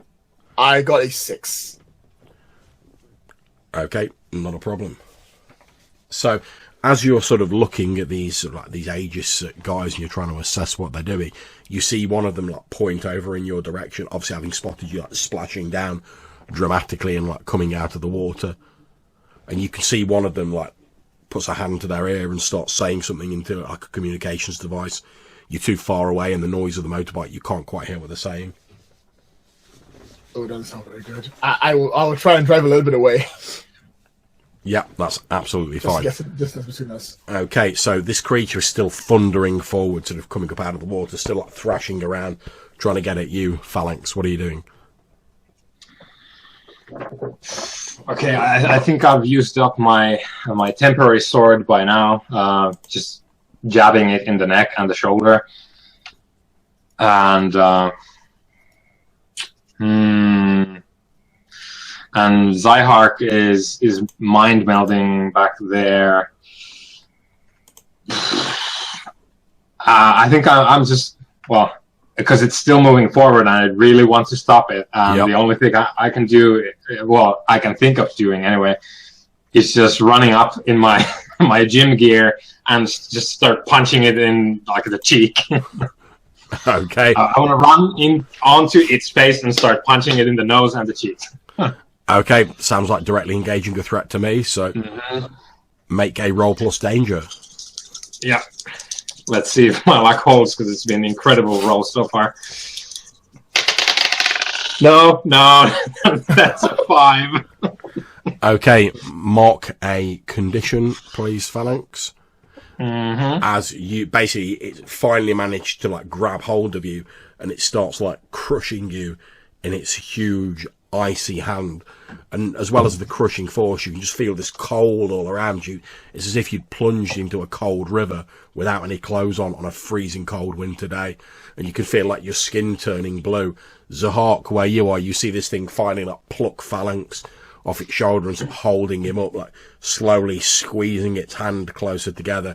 And you can see his skin going pale and his lips turning blue as he's sort of like being crushed to death by this ice giant's hand. What do you do, Zihark? No pressure. I'll unmute myself first. Can I ask a question? If I move using my powers, does that count as my action? Like in some games, you can move and then act. There's no strict sequence of initiative in most Powered by the Apocalypse games. So it's like, as long as you're not taking the piss, basically, yeah. So what I want to do, just for thematic flavour, I want to basically summon like, because I've got psychic constructs, summon like a psychic skateboard and sort of skate down to where the actual art bracer is. Okay, that's fine. Grab that, and that's sort of the moment I see like Phalanx getting crushed. And then what I want to do, if possible, is when I see the things closing, is basically summon a load of spikes around Phalanx to sort of jut outwards to give him a second to escape. Okay, so summoning the skateboard and surfing down to like that was just flavour. I wasn't actually just to the lip of this like bracer. Like say that's flavour. That's fine, no problem at all. Okay. You surf down to this thing. You're just about to like get a closer look at it when suddenly you look up and you see Phalanx being crushed to death, and obviously you're like, I best deal with that first. Yep. So you're summoning these spikes. That sounds like you're overcoming an obstacle, unleashing your powers. So roll plus freak. Am I a freak? A little bit. Okay. Okay, so that's 8 plus something. 9. Okay, so you have managed to summon your powers. However, on a 7 to 9, you need to either mark a condition, or the effects will be temporary or unstable, as per my choice. What is marking a condition? What does that mean exactly? Because it's been a while. Marking a condition is one of the 5 conditions, like afraid, angry, guilty, hopeless, and insecure, and they're basically the damage you can take, for want of a better term. Each one you have marked gives you a -2 to certain checks. When they've all been marked, that's you done. Okay, I'm going to mark insecure because I'm worried that I'm going to fail, and this is going to turn out to be the same situation with Phalanx's ancestor, where we kind of messed up badly there. So I'm worried that I'm not going to be as strong as I think I am. Okay, so you have managed, you've still been successful, so Phalanx, as you're sort of feeling this icy hand like crushing you and the cold sort of beating in on you, suddenly these like shimmering spikes of energy sort of appear around you, almost like sort of Sonic the Hedgehog style, like jutting out of you. The ice giant like howls in pain as several of these spikes embed in its hand, and obviously it sort of pulls its hand back and it sways a bit dangerously, causing you two guys to like hang on to it as it sort of wobbles about. I think because well, the effect is that there's spikes coming out of me, and it goes whoa.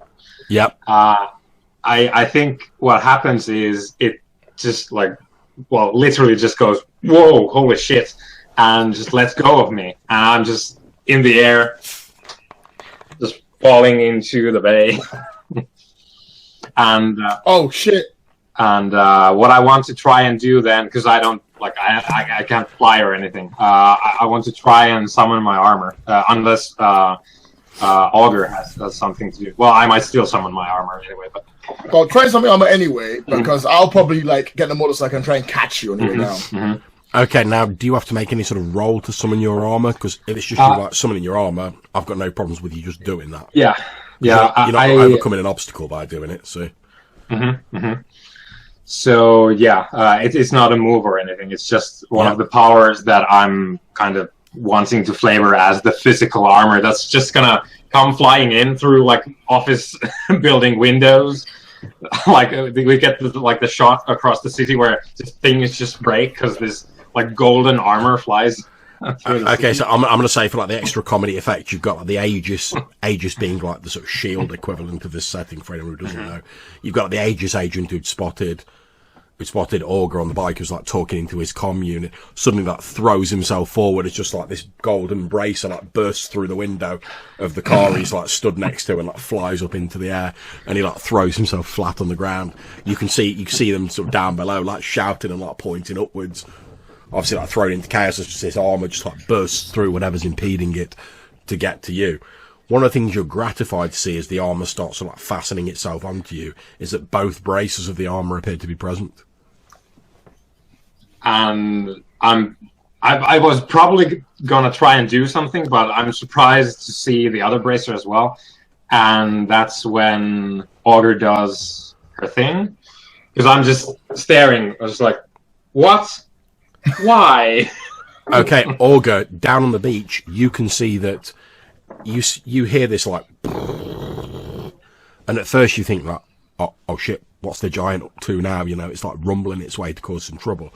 Then as you like glance back in the direction of the Aegis agents, you see what appears to be a large tank rolling down the street towards the beach. Hell. It looks like Aegis had decided to like bust out the big guns. And they obviously think this thing needs to be dealt with in the sort of way that only Aegis can, i.e. with guns, lots of them. I can respect the idea. I mean, by the same token, even though you're not like an ecologist, you know that like if this thing just like falls backwards into the water, there's going to be some like serious wave issues going on. Yeah, and also we don't know what the hell it is. I'm not about to shoot it just because it's there. So I'm going to rev up. My idea is I'm going to rev up, and I'm going to go straight for Phalanx, because I need to get to him and be like, Phalanx, we need to stop this thing before they shoot it. Do you have any idea how it works? And I'm riding up to him as I'm screaming this. And I'm falling, so we're just sort of meeting up. Yeah. I don't know. It's wearing my armor or something very close to it, so maybe I can consult the ancients about it. I'm assuming, Orga, you're going to do one of those cool things where, as like Phalanx falls to you like grab Phalanx and like swing him round onto the bike. Swing around, put him back. Yeah, naturally. Like so, I'm yelling at him as I'm running up towards him, and like I jump up, catch him on the side, swing around to the back, and I'm still driving, and I'm like, okay, that might take a while. Do you have any immediate plans? Like, can we take it, or would it work if we took it off him? We can do that. I'm fairly confident that we can do that. I'm really strong, and I say it more for my benefit than yours, obviously, because I'm fairly insecure at the moment. Yeah, I was going to say Phalanx doesn't sound all that secure when he says it. I'm sure we can do it because I'm really strong. Okay, Zihark is already there. I'll throw you to the bottom of the braces. He gets the top, you get the bottom. We cut it loose in one go, and then we pray we don't get shot. You ready? Yeah. Okay. Here we go. I'm gonna wrap up a bit more. I'm gonna gun for him, and then my goal basically is to gun, throw Phalanx off the motorbike to the bottom bit, and at the same time, Mozilla to the top bit, and then both of them hopefully rip off the bracer, and that'll work. Okay. I do have another idea that also could work. Okay. However, so you basically what you can see, Zihark, is you can see Orga down below with Phalanx on the back of the motorbike, racing towards this thing, sort of reaching back, obviously getting ready to throw Phalanx. You've seen Orga like throwing people off motorbikes before. You've been one of them. You pretty much know what's coming. They're aiming for like the arm with the bracer on. It's not difficult to work it out. If you've got another idea, how are you going to convey this to Orga down below? Because they're quite a distance away from you. Did you have like telepathy or? I don't have telepathy, but I do have psychic construct. So could I like conjure a construct in got portal? I'm not using my doom side. Portal. Just teleport. I'm doomed, man. That's for critical situation. Embrace your fate. Become the night. My time is not yet. This foe is not the one I am destined for. Etc. Etc. Nice. No, so all joking aside, what are you going to do? So what I was going to do is try and like make a kind of like a tour up with a hook on the end appear in front of Orga, and it's fair like and sort of attach it to the back of the bike. Okay, this is The definitely, idea of, like, definitely using an the bike. unleash your powers roll. So roll Yeah, plus yeah. freak. Try and use the bike's momentum to rip it off. That's a 10. And it was, what do I add to it? You're freak, but it's a 10 anyway, 11. so you're grand. 11. Unless you've got like minus to your freak, you're laughing. No. He's got +1. Yeah. Okay, so just as you're about to like ride up and throw Phalanx to this thing, you see Zihark had previously been like pressing a hand to this thing's like flesh. So like lifts a hand up, makes a strange gesture, and suddenly like this shimmering sort of tow rope made out of seemingly just like energy appears with one end hooked to the bottom of the bracer and the other hooked to the bottom of your bike. Or the back of your bike. I look down, I look up at the bracer, I look back at Phalanx, and I go, new plan, hang on! And like I spin on the motorcycle, and then I gun it towards Aegis. Okay, not a problem. Now, again, I'm going to turn to you, Lloyd, for guidance in this. What would you suggest would be an appropriate move to see if you can pull this thing off? Because I'm not directly engaging the threat, Yep. it would be unleashing your powers again. Okay. So, let's see if I can do this. So the plan, right, is that I'm gunning towards the big gun they've got coming. Yeah. I'm going to leap over it, and if I manage to rip this thing off, I'm hoping the bracer will fly off and slam on the gun and stop them from shooting. Okay, make a roll. Okay, so I got it's unleash your powers. I'm on exactly a 6. So I will fail if I don't have help. I'm on the back, so I can probably help. Don't forget, you've still got your team pull, guys, which is currently at 3 because no significant length of time has passed. Mm-hmm. Okay, let's see. There was a help move, or was it just you use a team pool thing? Just use a team point. Basically, if you can +1. justify how you're helping, you spend a team pull and you give him a +1. He's really strong, I repeat. Yeah, really, really strong. Right, so you're gunning for like landing behind the tank. Yeah. My proposition is we're gonna land like in front of the tank, but I sort of swing under the motorcycle, like just like touch down with my feet and just throw you with the motorcycle over the tank. Nice, I love it. And I'll be standing like right in front of the tank going. Okay, knock the team pull space on the character sheets down to 2, Johannes. And that is absolutely fine. That is exactly what happens. Phalanx sort of like jumps off the side of the bike, touches down, then hurls the bike over the tank. It sails. What the hell are you doing? You sail through it. Zihark, from where you are, you see the bracer sort of resist a little bit at first, and then like it's pulled off the arm of this like frost giant, and you see it sort of hurtle downwards. And bear in mind, this thing's like giant. It's almost like the size of like a locomotive like car. This bracer, it slams into this like tank down below, pretty much like compressing the front and the gun of the tank, like squishing it up like an accordion. I presume at that point, Zihark, you cease concentrating to dissipate the rope. Yeah, because I feel like things are about to get really weird up here. Which causes you to, like, zip up ahead, leaving this thing embedded in the tank as you, like, screech around Orga as this rope suddenly ceases. Phalanx, you've, like, thrown yourself to the ground as this, like, huge, sort of, like, monorail-sized bracer smashed into this tank.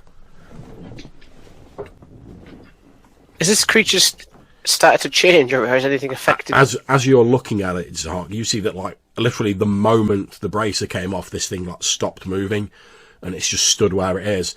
Then as you watch, like, bits of it just start to crumble away, and these huge chunks of ice start to drop down into the water, sending these huge splashes and plumes of water spraying up into the air, as, like, one of its fingers drops off and, like, into the water, and it's slowly sort of falling to pieces. Then it starts to get a little bit quicker. Okay. You hear the there's like a few of the, like, Phalanx, a few of the Aegis. That's it. That's the name. Well done. Just testing you. As Aegis start firing the rifles that they're carrying at this thing, seeing that it's stopped moving, you see the bullets have, like, fairly little impact, but this thing is starting to, like, the process of, like, decomposition or collapse, if you will, has started to increase. Like, then you watch as, like, a whole chunk of its arm falls off, hits the wall, just like. So what I'm gonna do is I'm gonna start running up its arm, like its forearm, up towards the head as fast as I can. Yep. Because I got a sense there was something inside it, wasn't there? Like a presence. You sort of thought, like, you saw this, like, dark mass, like, in the very centre of it. I'm gonna try, because I feel like this could be a person, misguided or evil. I don't know what their motivations are, but as it stands, they're probably going to survive the fall. So I'm running up and I'm trying to get a sense of where it is. So I'm going when I do, my intention is to telekinetically throw it to safety rather than dive into the water. Okay, that's absolutely fine. So again, that sounds like an unleash your powers roll to me. So roll plus freak. So as this thing's falling away, you do, as a large part of its torso falls off, you see this sort of, like, frozen twist, almost like, you know, when you see, like, bog mummies, this frozen, like, twisted, gnarled, sort of almost unrecognisable, like, person that was obviously frozen in the middle of this creature. And as it starts to topple forward, having been released from its icy tomb, you're going to telekinetically throw it away.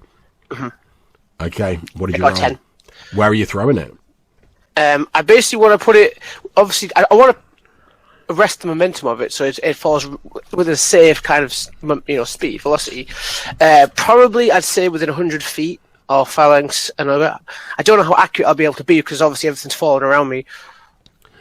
Okay, so Orga, you're on the ground when you see this, like, tiny figure from sort of up high where this thing's falling to pieces, this huge frost giant.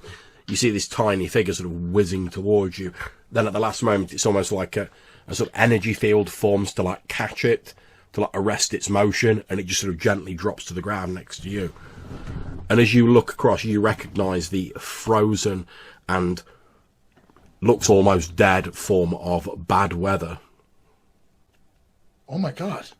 But you can see if he was somehow involved in this, he doesn't look like it was willingly. His face is frozen in, like, a look of absolute horror and terror and anger, and he's also, like, you see this frostbite on the end of his limbs. His lips are blue. His breathing's very sort of shallow. He might be a villain, but I can't turn down someone who needs help. I believe in helping people over anything else. So I'll ride on up to him after I glare at Phalanx angrily and see how he's doing. So I'm like, just go check him up. Okay, you check him out. You can see he is still alive, which is practically a miracle, but he's effectively in, like, a really deep sort of hypothermia-induced coma.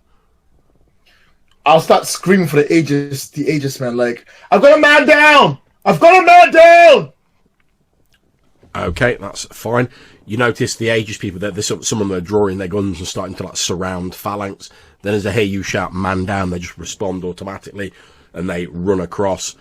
Some of them obviously recognise Bad Weather. They pick him up. They start taking him to one of their trucks. They open the back of it. You can see there's, like, a gurney inside, like field medic's kit, etc.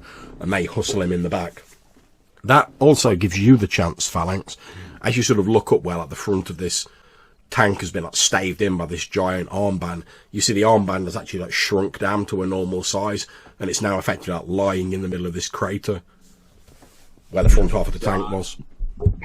Yeah, so I'm picking it up with my mailed gauntlet. And is there a move to figure stuff out? There's a roll to assess the situation, which is a roll plus superior. It's not exactly what I want, but let's do that. To be honest, I'm willing to be like fairly flexible on the questions. So. Okay, well, we'll see how that goes. Okay, so plus superior, I probably have nothing there. Yeah. Okay, so let's see. Yeah, so I pick up the bracer and I'm trying to see if there's anything relevant going on, and no, that's a 5. Okay, the only thing you can see is your own bracer has some writing on it. Now, I'm assuming, given that you're called Phalanx, it's sort of like Greco-Roman style sort of writing on yours. There is similar writing on this bracer, but it's in a different language, one that you don't recognise. Yeah, so the alphabet is the same, but the language is different. No, the alphabet's entirely different. Okay, right. Okay. Okay, well, I'm going to, whenever it's convenient, I'm going to consult the ancients. Okay, well, I'm going to cut away for you momentarily as you sort of lower your head and prepare to communicate. I'm going to cut back to Zihark, who's still stood on top of this slowly crumbling mountain of ice that was once an ice giant. You can see like the Phalanx people down. The Phalanx people. You just got too much. You've got too much of a catchy name, Phalanx. That's your problem. I nearly called one of the players at the UK Games Expo Phalanx. It does sound like a paramilitary organisation. I know, yeah. You can see the Aegis people have started to like pull back because larger chunks of this thing are falling into the water. There's bigger and bigger waves sort of like thrashing out onto the beach. And you can see that like larger and larger chunks of this thing are falling off every few seconds now. You're like having to like steady yourself as more of this thing. When this goes down, is it going to threaten the people on the beach? Well, there's not so many people on the beach. However, at the minute, you've got sort of like hand-sized chunks of this thing falling off, and they're causing waves which are almost starting to like reach the edge of the beach. That's why Aegis are pulling back. Okay. If like a really big bit, like the torso of it, falls off, potentially the wave's going to reach past the beach and into the city proper, and that would affect people. Okay. What do you do?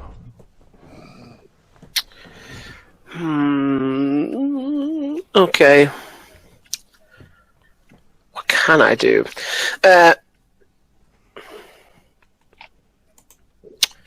Okay. Right. No, that's stupid. That'll be bad. That'll be very bad. I had an idea. And I was like, if I mess that up, I'll destroy the city. Let's not do that.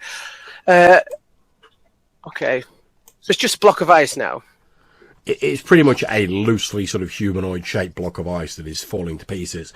If you imagine like those sped-up bits of nature documentaries where they're talking about global warming and the glaciers sort of falling to pieces and you see the huge ice shelves slowly dropping off and falling into the water, it's very much like that. So what I'm going to do, I don't know if I can actually do, can I make automatons out of my psychic constructs? Like, can they, how like, you have to maintain at least some control over them. They're not fully autonomous. So what I want to do is make like a little, imagine like a little helicopter with like, you know, like a container thing underneath. Okay. Just to miniaturize them, and they just start scooping up bits of the ice and taking it out to like places along the bay to like spread out the ice as it dissipates. Okay, that sounds like a unleash your powers roll to me. That's a 12. That'll do it. Fine then. Okay. As you guys are sort of watching from down below, obviously you guys are a little bit back from the beach as well. I really hope that Lisa is watching me being like heroic here, Because she always thinks I'm so miserable and angsty. But look, I'm doing it right? As you look up, Orga, you see like a huge, large piece, basically what remains of the head of this creature, about to like tumble off into the water, and you know that if that hits the water with like the piece of torso attached to it, it's going to cause a wave that's going to like hit the city. And just as it's heading downwards, about to hit the water, you see Zihark gesture out, and this shimmering, almost like outline of a helicopter appears around this piece of ice and like lowers it down to the water. It's kind of based off a cartoon that Zihark saw as a kid, like they always come from memory or things he's seen. So it's like a little kind of almost comical, bulky helicopter that's taking this thing out. Indeed, and you see the helicopter like take it out to the sea and then like lower it down gently so it's lacking the force it had previously. And there is a slight ripple of raised waves, but nothing compared to if it had crashed down. I'm like, Phalanx just punched it. That probably worked better. Oh well, and I carry on. I accept that. It was pretty cool. I'm sort of like, yeah, but wouldn't it be better just to punch it? See, some people get no thanks, Zihark. It seems like a bit of a waste of energy to just have to carry it. You know what? Never mind. He knows what he's doing. I'm gonna go back to basically going up to Phalanx and going to see Phalanx and being like, so what was that about? So Phalanx is on one knee in the sand, holding the giant's bracer in one hand, with his head bowed down, and with his like lips moving, but there's no sound, and his eyes are all like rolled back into his head. And I'm sort of like, oh yeah, he's doing that thing again. I gotta wait. Okay, so whilst Orga's like raising her eyebrows and going, oh, it's that again, like looking at her watch, your attention span, your psyche, if you will, is elsewhere in front of this mythic gate that your legacy protects. You can see the armoured figures of your predecessors wearing their spiritual armour, spiritual representations of the armour you now wear physically, all stood before this gate. And I come up with the hazy outline of the bracer, and I set it down on the ground, and I go, honored ancestors, please share your wisdom with me. What is this thing? It almost destroyed the people that I love, and it is disturbingly close to mine. Okay. I hold up my hand with the bracer. As you look, obviously you can see different phalanxes from different eras sort of wearing like their normal clothes below the armour in the same way you are. Mm-hmm. Then the crowd seems to part, and this huge muscled man basically wearing like a loincloth and the armour. He's wearing some sandals, has like a long ringleted beard, walks forward, and he speaks to you in like a terribly ancient language, the language of ancient Greece, but somehow, because you're here psychically, you're able to understand it. And he says, know this, Phalanx of the modern age, that the bracer you wear was not the only bracer forged in Vulcan's fire. Each of the pantheons of gods were given to choose their own champions, and for each of them they forged a suit of unbreakable armour, so that their agents may walk upon the mortal world and enact their will. And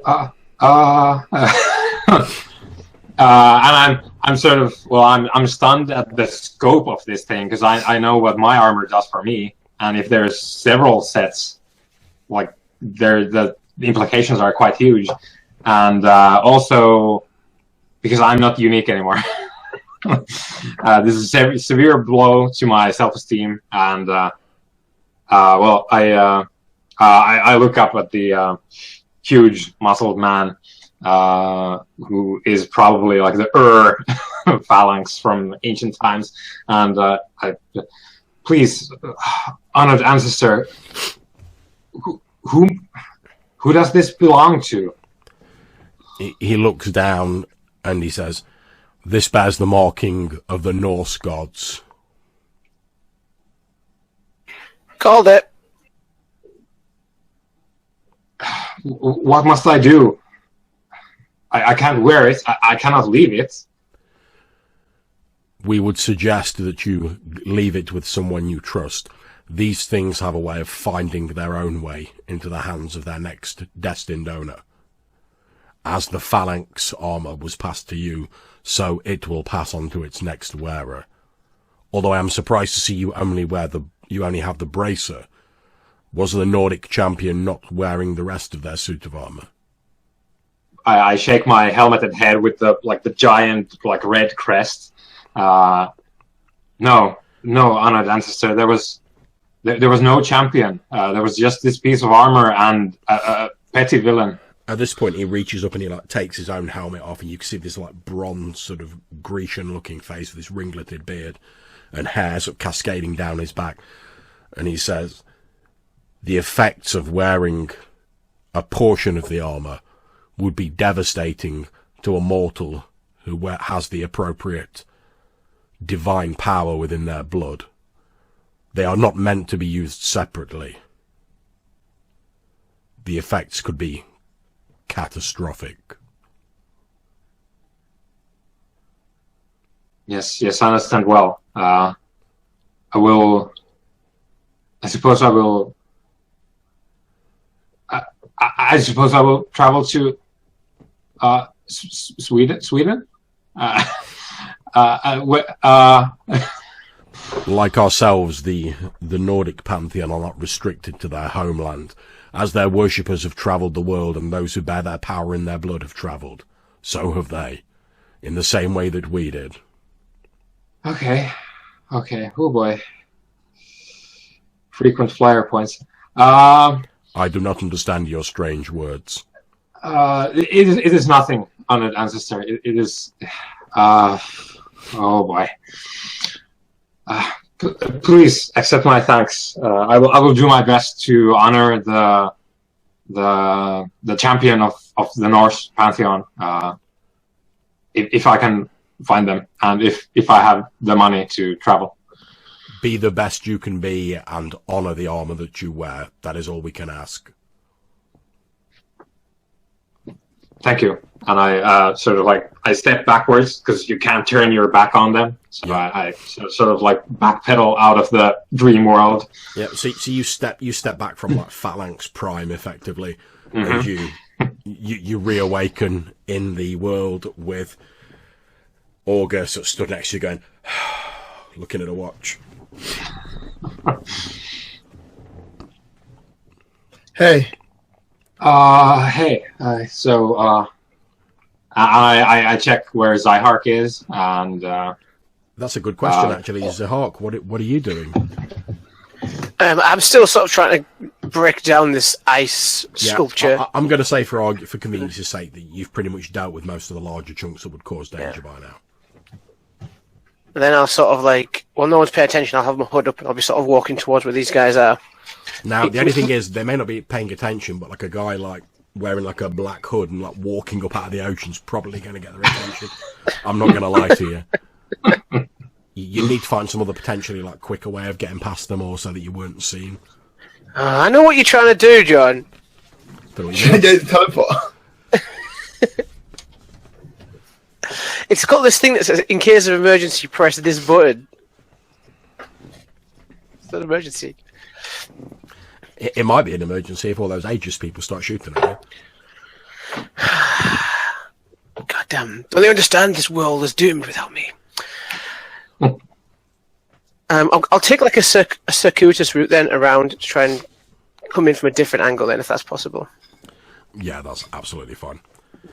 Okay, so you drop into the water some distance away. I'll cue you in when you catch up with the rest of the guys. But for the moment, Phalanx and Orga, you're sort of stood a short distance back from where Pebble Beach begins. You've still got this bracer, Phalanx. Now it's normal size. I sort of lean in at the Phalanx and I look at a big ice sculpture and I'm sort of looking at it gently. I cock my head. And I'm like, we didn't do bad there, did we? No, it could have been so much worse. This is, and I hold up the bracer. This is like W&D grade stuff. So, And I look at the ice sculpture. I think we did okay. As you look at it, the last sort of small size chunk of it like drops into the water since Zihark's dealt with all the larger chunks, and the waves ripple against Pebble Beach, but the last of the ice figure disappears below the waves. Would you say we did well because we got lucky, or we did well because I am amazing? You know, it's fine to admit I'm amazing. Yeah, and you were, because I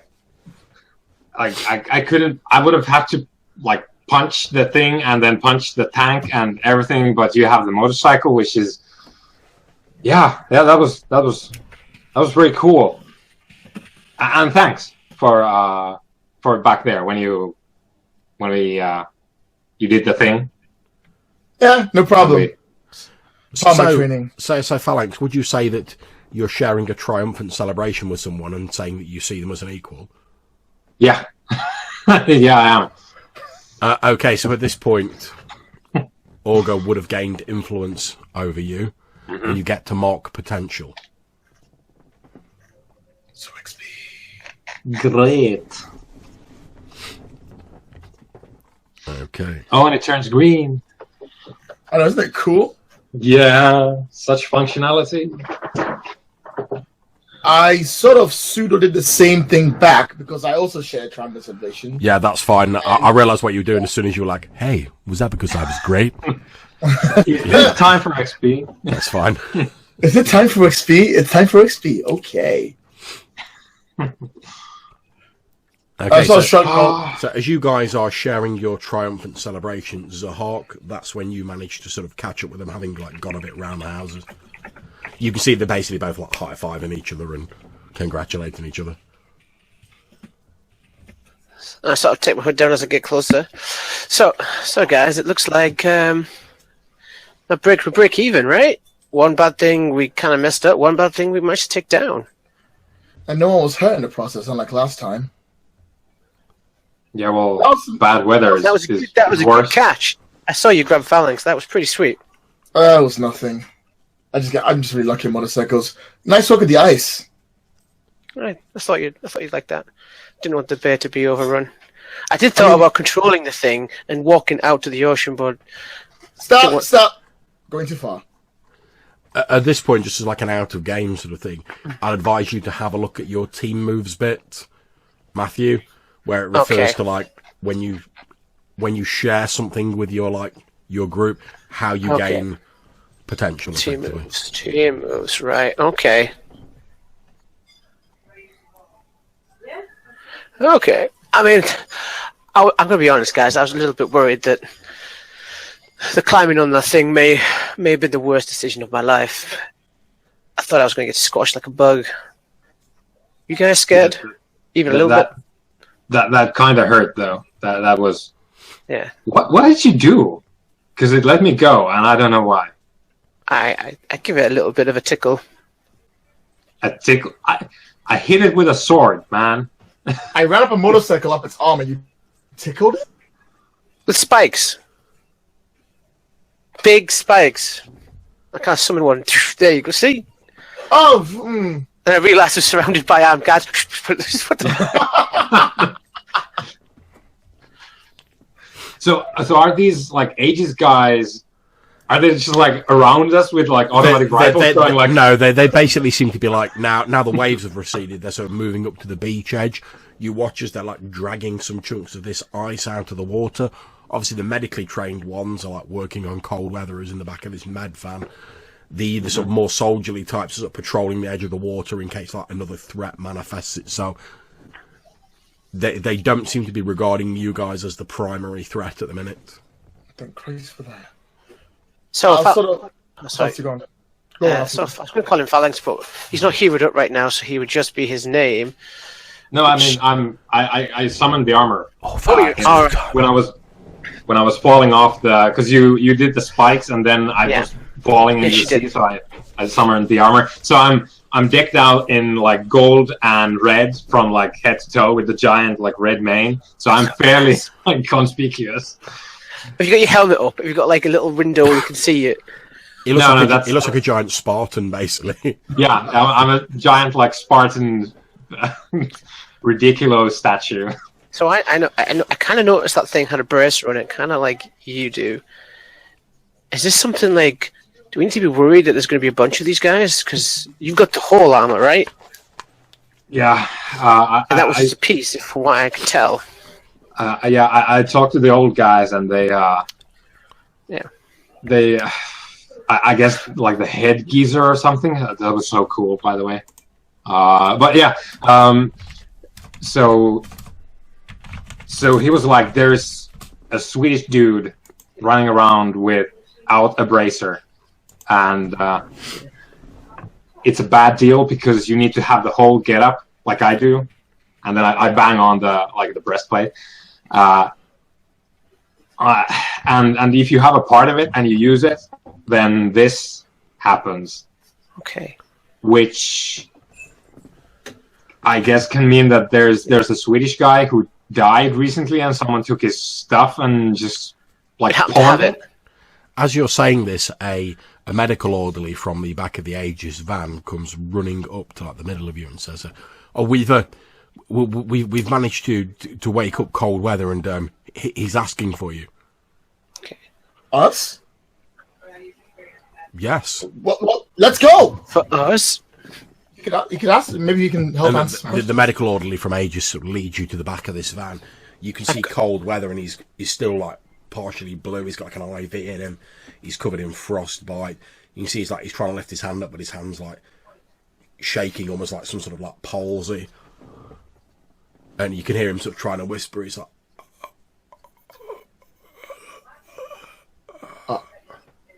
I'll leaning a little bit, try and catch what he's saying. You're leaning closer, and in the few seconds before he falls unconscious, he goes, the man with the bird's head.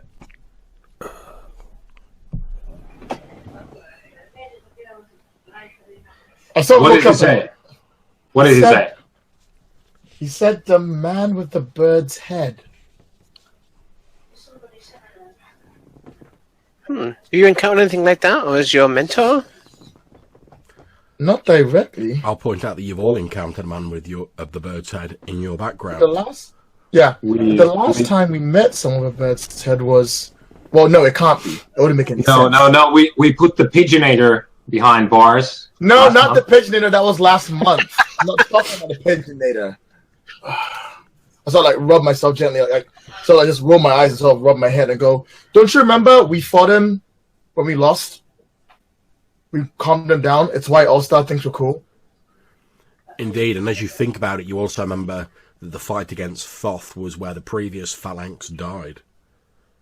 Yeah, and I suddenly become very silent and.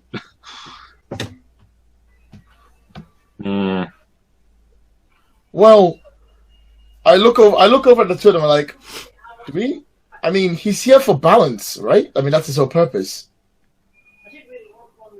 That's some balance my ass. Can we go talk to him and ask him if he gave Bad Winner the bracer? Do we really want to do that? Not really. I punch things and ride a motorcycle. Don't really think I can stop an actual being of heaven. I believe you can. Oh, thanks. Welcome. I believe in you. I really hope your belief is going to stop me from getting my ass whooped. I look at Phalanx, and like, Zihark, you do the whole weird things. Do you know where he is?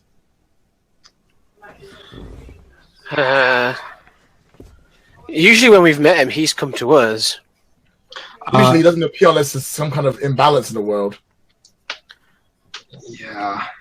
I guess. Well, I just learned that I'm not the only one with the armor, because there's apparently there's a whole like bunch of people with armor, like depending on like which myths you come from. So I'm with the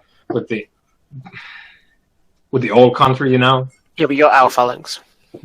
Yeah, you're our Phalanx. We can't function without you. Yeah. but there's I know like that. That's what it is. but there's like this whole like Swedish and I guess Danish and like Norwegian phalanx, except it's not phalanx. It's probably something like something you can't pronounce. Like Phalanx Incorporated. Like, there's a franchise of you. No, I'm saying that there's a whole lot of people in the world running around with armor similar to mine, but probably with like slightly different powers. Stop right there. If that was true, we'd have heard of them. I read up on heroes and powers all the time. I need to keep up with you guys, and there's not been anything like your power in a You need a new hobby, Lisa. very long time, right? It's very true. So if this is happening, this is happening now. So if this is connected to Thoth, why would Thoth be bringing back the other pantheons? Did we create an imbalance or did we fix an imbalance? We fixed. I don't really know. We were kind of sketchy on that part. Will they all be like 300 foot tall? Because I'm not really down for that. Me neither. Look, oh god. Look, it doesn't matter now. It's late. Let's just sleep on it, okay? Okay, I'm really hungry Miami. though. So, can we like stop by like Domino's or? Burger Bob, bro. This burger Papa shop. John's Pizza. I want burgers, not pizza. Pizza's too fattening. Okay, well that's true, I guess. So, well, yeah, and then I guess if everyone's okay with, we just like fast forward to next day with a montage. How's your motorcycle, by the way? Oh god damn it! Phalanx, what are you doing to my bike? What? Oh, threw it in the air. What do you think is going to happen? It's scratches and Butcher's gonna kill me. I guess at this point we could like sort of delve into what I was hinting at in the first part of this 1-2 shot.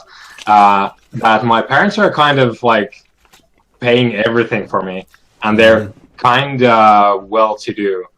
So I guess I would just like, well, I'm gonna pop out like a checkbook from like my parents and just, Gets the gold card out.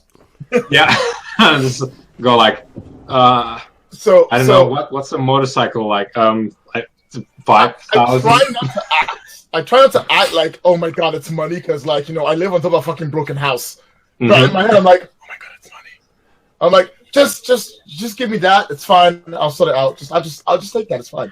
Everything's fine. I'll just Money won't save you when you're on borrowed time.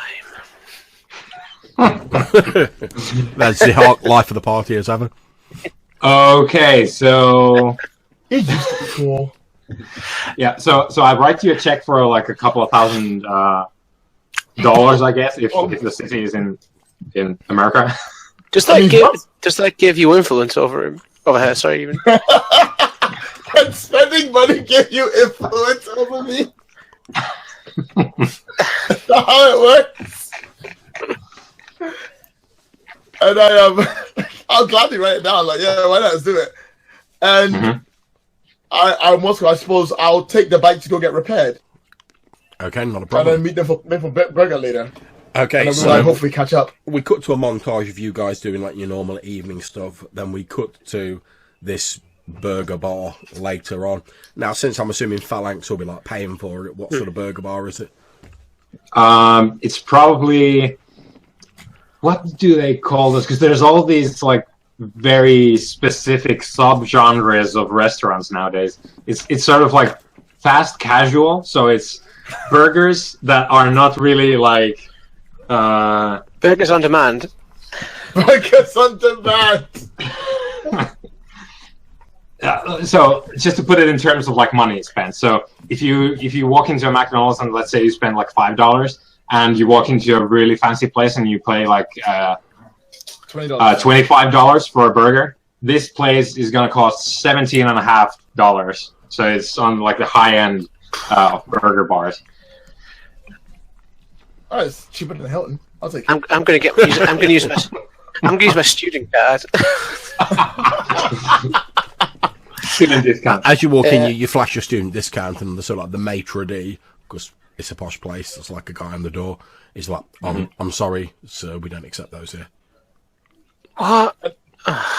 I'll be like, Don't worry. Don't worry, we got this. Would you, I gesture towards my new sugar daddy. Fucking like, Darren, would you do the honors? Yeah. I would love it if he was still armored up. Just Yeah, just walk up and like voice modulated and be like, "What seems to be the problem?" I'll take the Thunderburger, please. You have. Give us a table. You have 3 seconds to comply. Robocop ref, nice. Yeah. So yeah, I smoothed it out with the guy out the door, and Yeah, you as soon as you flash that gold card, he goes from like looking suspicious to being like all smiles and like, "Oh, please, sir, let us help you to your table." Da, da, da. And they like usher you over to like a small sort of round table with like seats on either side of it, sort of quite tucked away in the back, like, almost like a private booth, if you will. Ooh. yeah. Okay, and then just like food and drinks, no alcohol, of course. They wouldn't serve us anyway, but True. because we're all kind of young. I think I'm probably the oldest because I was thinking that Darian is kind of around like the 18, 19 sort of area. Mm-hmm. But yeah, Yeah, they bring you over an burgers. assortment of soft drinks, whatever burgers your heart's desire. Blip the gold card, plus tip, obviously, and they head off to leave you in peace. So I'm sort of sat there, one leg up on the table, kind of eating my burger, sipping me organic strawberry with a dash of salted caramel, With a dash of despair. and I'm like, you know, Phalanx, you know my situation. I really, if I hadn't met you and we hadn't worked together, I would have no way how to deal with that thing. Do you think working together that I stand a chance of making it through this trial? I'm like, I've got a half a in my mouth. I'm like, Trying not to look nervous, but obviously kind of like it's on my mind. The doom clock is always ticking. Well, there's only one certainty in life for, I guess, people who aren't walking around with bird heads. It's gonna stop for us at some point. Sooner or later, there's gonna be a point where we just can't go on any further. It seems as though, in a sort of like slightly clumsy way, Zihark's asking like if you think there's much hope for him in this sort of superhero In an business. awkward teenage way. And Because you know I'm doomed. the reassuring part is that like there's very little any of us can do about where that line is that we cannot cross. But you can be sure that I'm going to be there with you two, you guys, and whoever is standing beyond that other line, I'm going to punch him till I die. So. Okay, mark a potential box, Matthew. I have potentialized. Okay. Okay, so you're all sat around the burger bar. You're having this quite touching conversation with Phalanx. What's next, guys? all right. I look at I finish my burger, I wipe myself up and go, all right, guys, we need to figure out what's going on. If you've got your bracelets up and something's happening to that, something has to do with Thoth. Thoth only appears when there's an imbalance in the world. But that doesn't mean that he wouldn't just... That doesn't explain why he'd give that bracelet to the guy. So, does anyone have any idea how to... Is there someone we can call to talk to him? I've got an idea, but it's reckless and dangerous. But kind of cool, Lisa. Don't do that. Don't. I mean...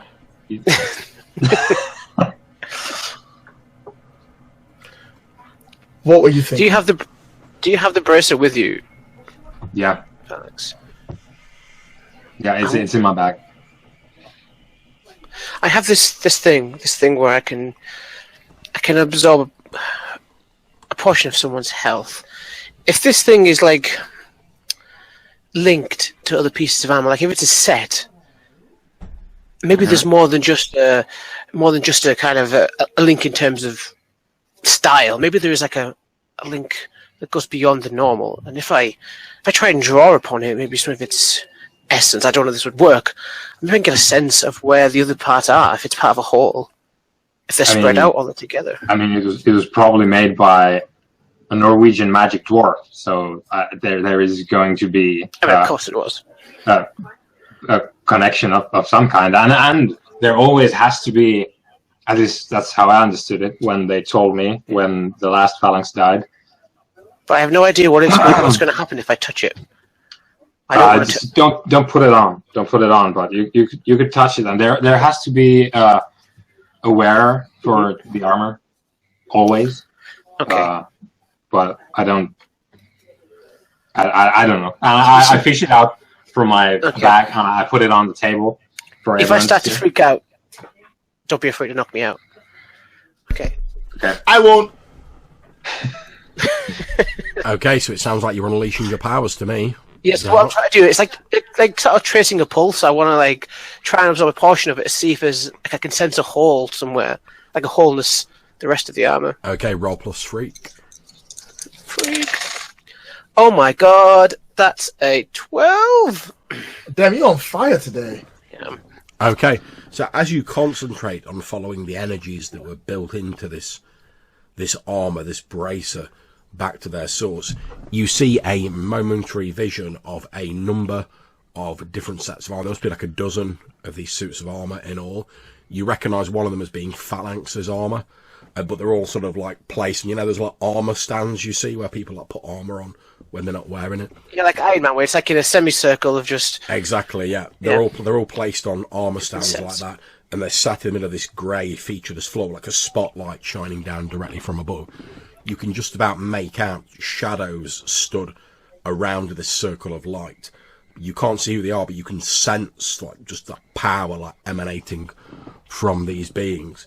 And you hear the voice of an old and wise-sounding man from somewhere up above, like from where the light's coming from, saying, "The mortal world is no longer safe for the divine.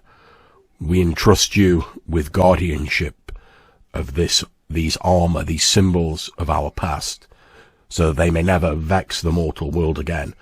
Do you accept this charge?"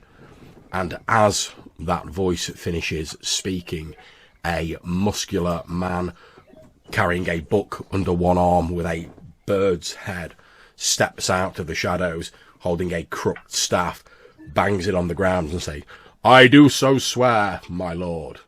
I, Thoth, will preserve the balance." And then, like, your vision ends and you're back in the room. Shit.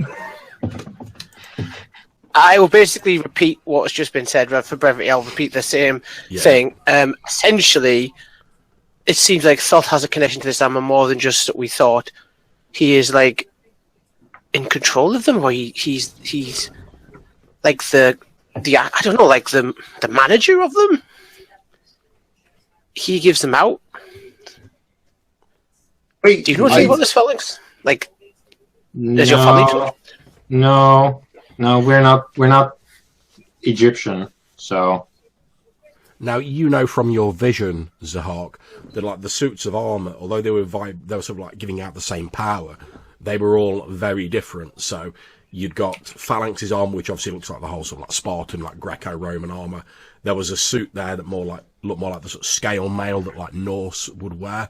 There was a set that looked more like Egyptian sort of wrappings and armor, and there were like about 8 others from various different cultures.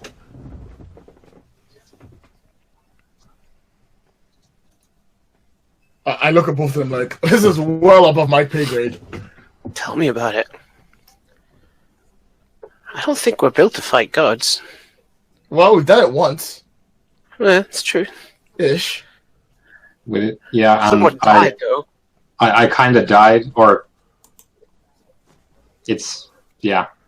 Yeah. All right. Okay, so now what? So, how far apart can these pieces of armor be to be functional? Will the other like parts of it need to be close by for it to work? I don't know. I've never taken it apart. There's never been any reason to, and we saw what happened when you just use one. Yeah. As you're saying this, obviously in this sort of high-class establishment, there's like a sort of flat-screen TV up in the corner. You hear a voice come on and a young woman standing there with a microphone, and she says, "This is a breaking news bulletin. All-Stars battling with someone on top of the clock tower. We're trying to get our eye in the sky up there now to see what's going on. Quick. Cut to the camera. And it cuts like a slightly flickery, sort of distorted view of, like, obviously, like a camera being held out of a helicopter. You can hear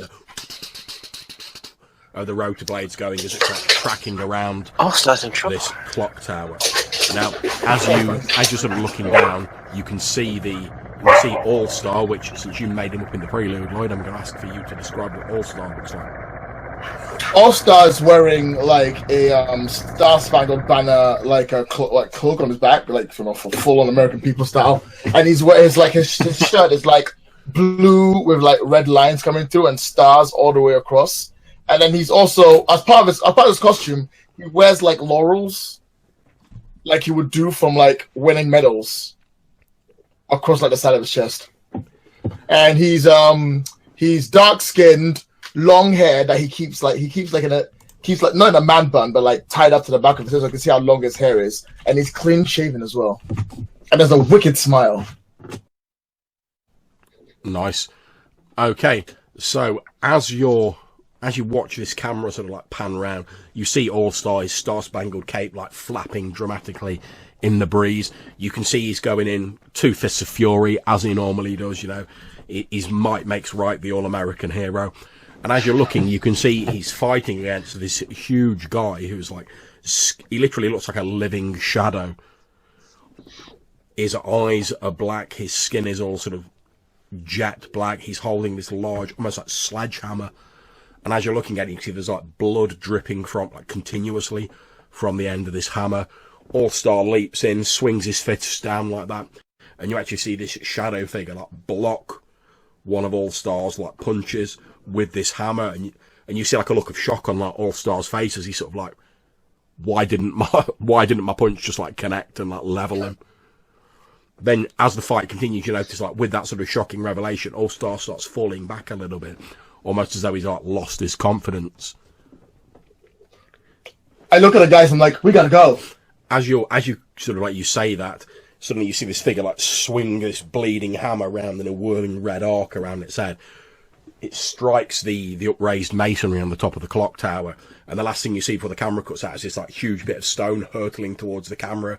Then it goes and cuts back to the reporter saying, "We seem to have lost our eye in the sky. Rick, are you there, Rick?" And then it goes, boop, broadcasting error. Problems with broadcasting. We will resume shortly. We need to get there now. Yeah, I dramatically leap over the table. And I stop and I go, we gotta pay. Yeah, you go. I'll catch you. I'll catch you. Because I'm the one who can't fly. I have to run and go take my motorcycle. John? Yep. Out of curiosity, my doom sign, right? Yep. Is it a me-only teleporter? Maybe you could push it a bit, but that'd bring your doom even closer. Oh, we could. Oh, no. All-Star. Everyone looks up to All-Star. That's true. And the last you saw, this guy was about ready to bring the hammer down on him. Phalanx, put it on your credit card. Let's go. Are we all suited up and ready? Yeah, I'm probably like wearing my leathers under my dress. That's so I'm gonna throwing my dress off, tighten up the leather, straightening the spikes, getting on the motorcycle. I'm like, okay. I promise not to do this again. Phalanx detonates most of the building as his armor comes flying in through the walls. Yeah, I was thinking that if it's okay with Zihark, I would be the last in the portal, and like on one side, my armor is like demolishing like the wall because it's like attaching to me, and on the other side, the unarmored side, I'm punching in my pin code. And then I just disappear into the portal. What happens is, like, how the portal appears is I kind of go one because it kind of hurts to do it, and these like silvery wings appear out of my shoulder blades and kind of come together piece by piece, and then the feathers shatter and they sort of encircle in front of me, and then they widen into this open portal. Nice. Okay, mark 2 doom mocks on Oh god, that sounded a bit wrong. I'll do that. Okay, as you plunge through this portal, are you trying to come out on top of the clock tower where this battle's going on? Where do you want it to go to, Zihark? I will let one of my colleagues decide, because it's a team effort. Where do you want to appear? I look at everyone and go, right, bottom of the tower, we go down there, we see if anyone needs help. If All-Star needs us, we send you two up. Alright. I'll take care of the people at the bottom. And when I come through the portal, I'll be like, they'll get like a few seconds ahead of me, because it takes me, overexerting myself does take it takes it out of me, so I sort of like, I'll take a few seconds before I'm in the fight. Okay, like, guys, oh. So you're entering battle against a dangerous foe. So you get 2 team pool, which I've reduced it down to 1 because time had passed, but it's now gone up to 3. Who's leading the charge, so to speak? Who's going to be the leader for this combat? I'll take it if no one else will. It won't be me, not in this particular one, because I sort of am the last sort of to act. I'm a big fan of All-Star. I'm happy to help. But like, if Phalanx wants to be like the hero, he can take the hero point. Yeah, Phalanx is kind of operating on this like idea of where he's like the big brother because he's a couple of years older. Mm-hmm. So he would at least trying to like edge you out and just like be at that. Okay, so go on. That's right. You go ahead. You go ahead.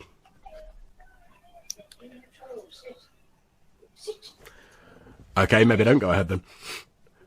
Okay, so Light gone. Okay, so yeah. So assuming you're going in as the leader, Phalanx, do you have influence over all of your teammates? Yes, you definitely have to because every on my character sheet it said everyone gets influence over me. Yeah, so it's basically you have influence over Orga. Yeah, depending on whether Lloyd was serious about giving me influence when I just gave... I'm willing Augur to accept the fact money. he was, so that will give you an extra team point, taking it up to 4. Now, Matthew, what is your character's purpose in this fight? What's your goal? Zihark's, his purpose is to save All-Star. All-Star represents the best of us, and Okay. I am not the best. I'm the doomed. And what about yourself, Phalanx? What's your purpose? My purpose is to safeguard as many lives as I can. Okay. Now, do any of you mistrust any other members of your team?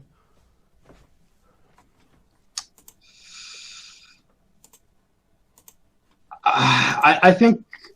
Well, we just got off a scene where Phalanx was basically saying like, "Bro, I'll fight you." Like alongside you to the death. So okay, that's Phalanx is kind of simple when it comes to this, at least until given reason not to be. Okay, so you don't reduce the team pool for that. However, I'm going to say you're ill-prepared or off-balance because you're pretty much like, there's a news report, we've got to go, and you jump through a portal. Yeah. So that's going to reduce the team pool down to 3. So you've got 3 team points to spend in this combat at the moment. So as you guys burst out of this portal onto the top of the tower, just for ease of purpose until we get Lloyd back, I'm going to say Orga's like watching the periphery, effectively. So, as you guys bust out on the top of this clock tower, you arrive literally just as this figure swings this bleeding hammer. It hits All-Star like on the side of the head. You see his head like snap to one side and like blood goes out of his mouth in a long string. You see him like waver slightly, this look of like absolute disbelief on his face, as though he can't believe that he's losing a fight. But like as his belief in himself seems to like fade, he seems to be like getting weaker, and this thing smashes him with the hammer again, and you see him sort of fly backwards, his eyes sort of glazing over as he sort of flies over the lip and starts to fall down the side of the clock tower. What are you guys doing?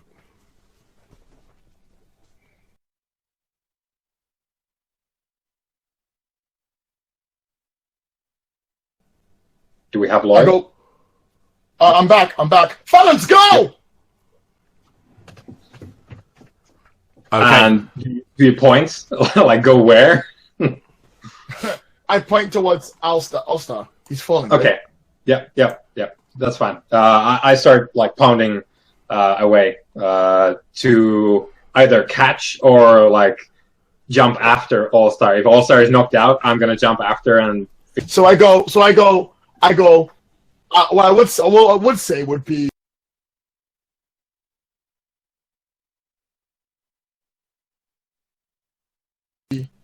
Zihark, catch him!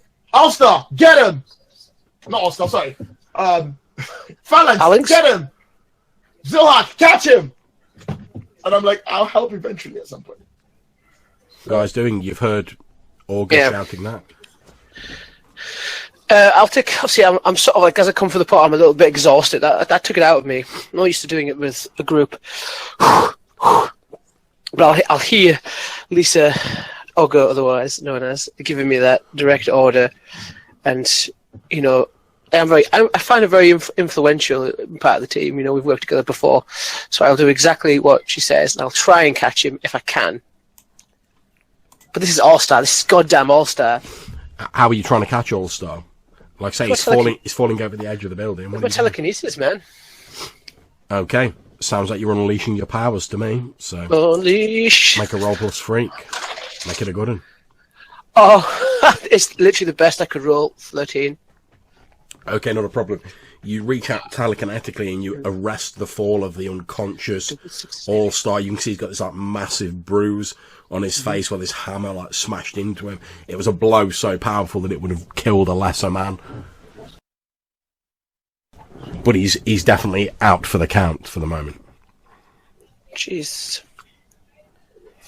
Okay, I'll try and put him down somewhere safely, like behind, like maybe in an alleyway. That's not very safe. Like maybe behind a car or something. No way he's not visible to whatever this thing is. Because I'm going to have to join my teammates in a second. So bring him down. Okay, no problem. So you lower him down to the ground. That's absolutely. Can I ask a question as well, John? Of course you can. Just for clarification, we're at a clock tower, right? Yep. Now, a clock tower. This is not the first time a clock tower has been mentioned in this game. That's very true. Relating directly to my background. Is that correct? That's very true. Is this the same clock tower? It is indeed. Oh. Then I am going to be on full alert. Okay. Do I recognize this creature? You don't think you've seen it before? Right, okay. Like I say, it just looks like a huge muscled man made out of shadow swinging this bleeding hammer. Bleeding hammer. Indeed. Okay. So yeah, my action is to bring All-Star down, put him, like, say, behind a car or a truck or something, get him out of line of sight. Then I'm going to rejoin my my team and think upon why. No problems.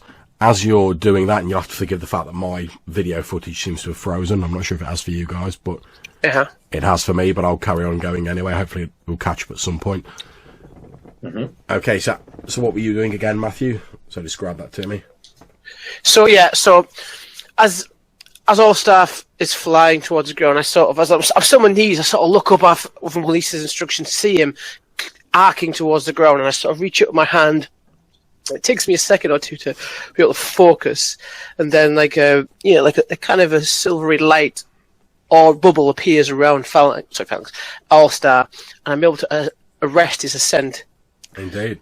To a reasonable, and I sort of pop him behind a truck or something that gives him chance to recover. Yep, you lower him down very gently. However, the instant you not reach out for your power, the shadow figure turns round to look dead at you, Zihark, and for a moment, as these sort of like featureless black eyes bore into you, you can feel like the hatred and the evil emanating from these eyes, and it's almost like someone's coalesced your doom that you feared for so long, and they've just made it into a person.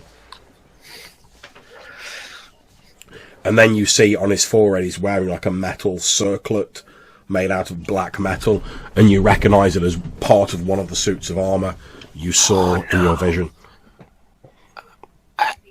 Is Phalanx or Augur close enough for them to hear me? Well, yeah, you're all on top of the clock tower. This guy is just.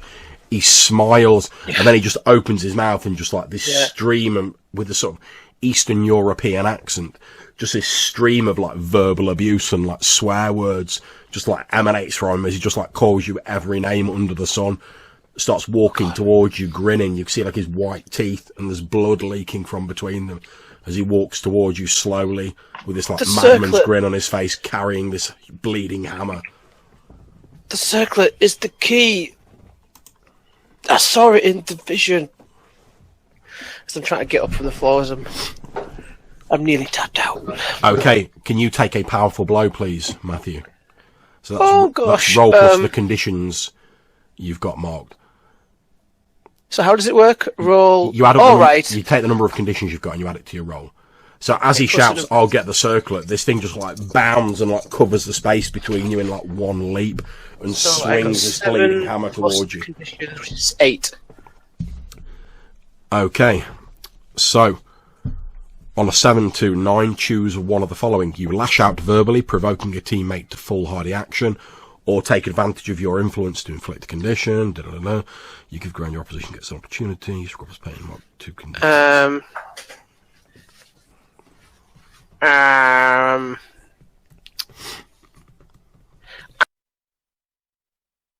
I'm gonna struggle past the pain. Mark 2 conditions. For the reason is this is my. If this could be my doom, possibly, I feel like this could be the thing come to get me, manifest in front of me, like you said. But Phalanx said to me moments ago that he would stand with me in this moment, and we would battle it together. What 2 conditions are you marking, and why? Afraid, because I am afraid of this damn thing, Yeah, legit. and hopelessness because I am doomed. Okay, so this thing smacks Zihark upside the head with this bleeding hammer, it whistling round in a crimson arc. Then as Zihark falls to the floor, it sort of steps over, holds up this hammer, and with like a heavily accented Eastern European accent says, "You dare challenge the champion of Chernobog?" Can I get in the way of that strike and defend him? You can indeed. Make me a roll plus saviour. Oh, I do that. Oh yeah, 10 plus 2, 12. First positive on the roll. So if as he's bringing it down like so, I'm gonna step up and like it just the swing is coming down, and I like sort of cock my foot around his swing Yep. and hit basically like using my foot. I'll deflect the blow, and then I'll deflect the blow upwards so that he staggers back away from it. I'll take a pose in front of him like that. Okay, And- you deflect the hammer blow, he pulls it back, and again, you almost see him grin like he's like loving every second of this. But every time he smiles, there's like blood leaking from between his teeth, as though he got like down his chin, as though he got some like horrendous gum disease to go with the blood leaking off his hammer, and he grins at you manically, his eyes wide. How about you, Phalanx? What are you up to? So the current situation is that Zihark is sort of on the ground being like, I've used so much of my power. And Augur just sort of like is defending him. Yeah, that's right. Yeah.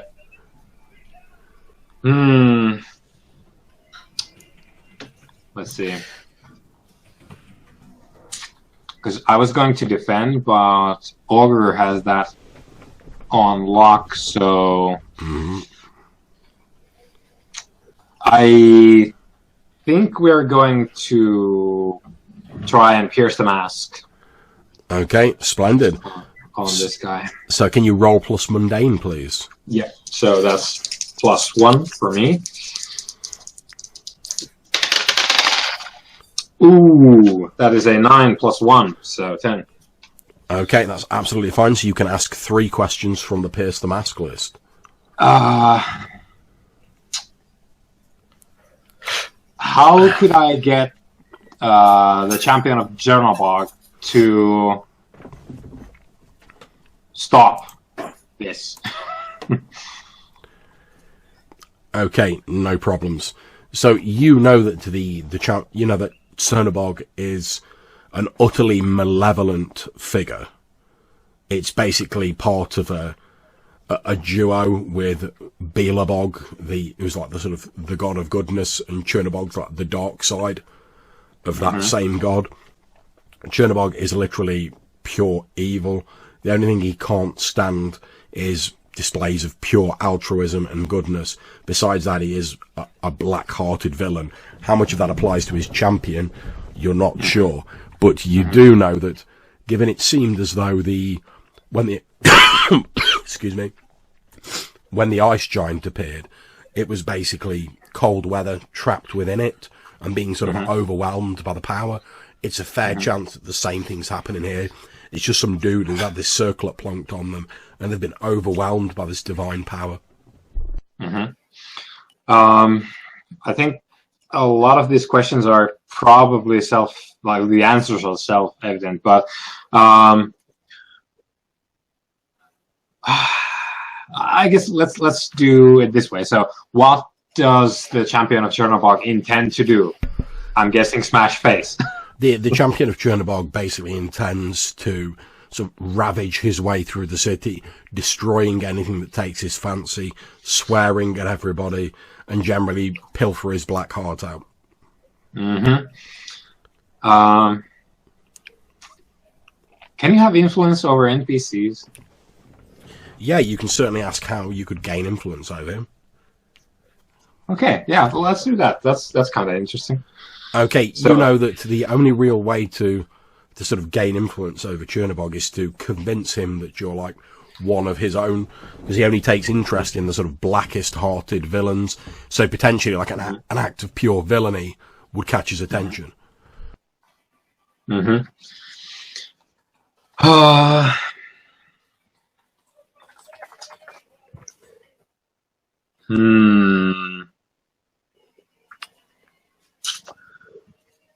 Okay.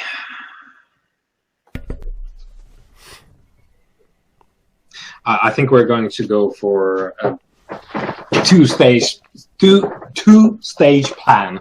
The first being that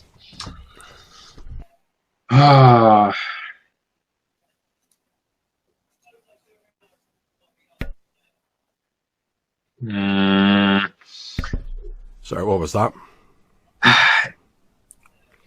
yeah, is there, because they had a news chopper here, Indeed. and then it got hit. Is there a new one from maybe I don't know? Well, it was the Apex Broadcasting Company last time. So That's correct. Is there maybe everyone's just falling out? I know, man. Terrible, isn't it? Yeah, the Hangouts is just having a really bad night. Okay, so yeah, there are a couple of other news choppers about. Yeah, so what I want to do is... Okay, so since I understand that at least Chernobog itself will be attracted to just pure villainy, I'm gonna... Because now I'm wearing my armor, so my weapons are actual physical weapons. So they still start out as the hazy blue outline, but they solidify into this golden divine magic weapons. So I manifest this golden glorious spear, and then just chuck it at the nearest apex chopper, trying to just... my intent here is to make it look like I just did a completely apropos just murder. So what I want to do is for the chopper to go down, but the spear to be just sort of the classic, it went into the guy's armpit. So it's not like he died, but it kind of looks like it. And then he probably freaks out and crashes the fucking chopper. But Okay, can you make me a roll to unleash your powers then? yeah, and that's +3, right? Okay, this is 0 for me.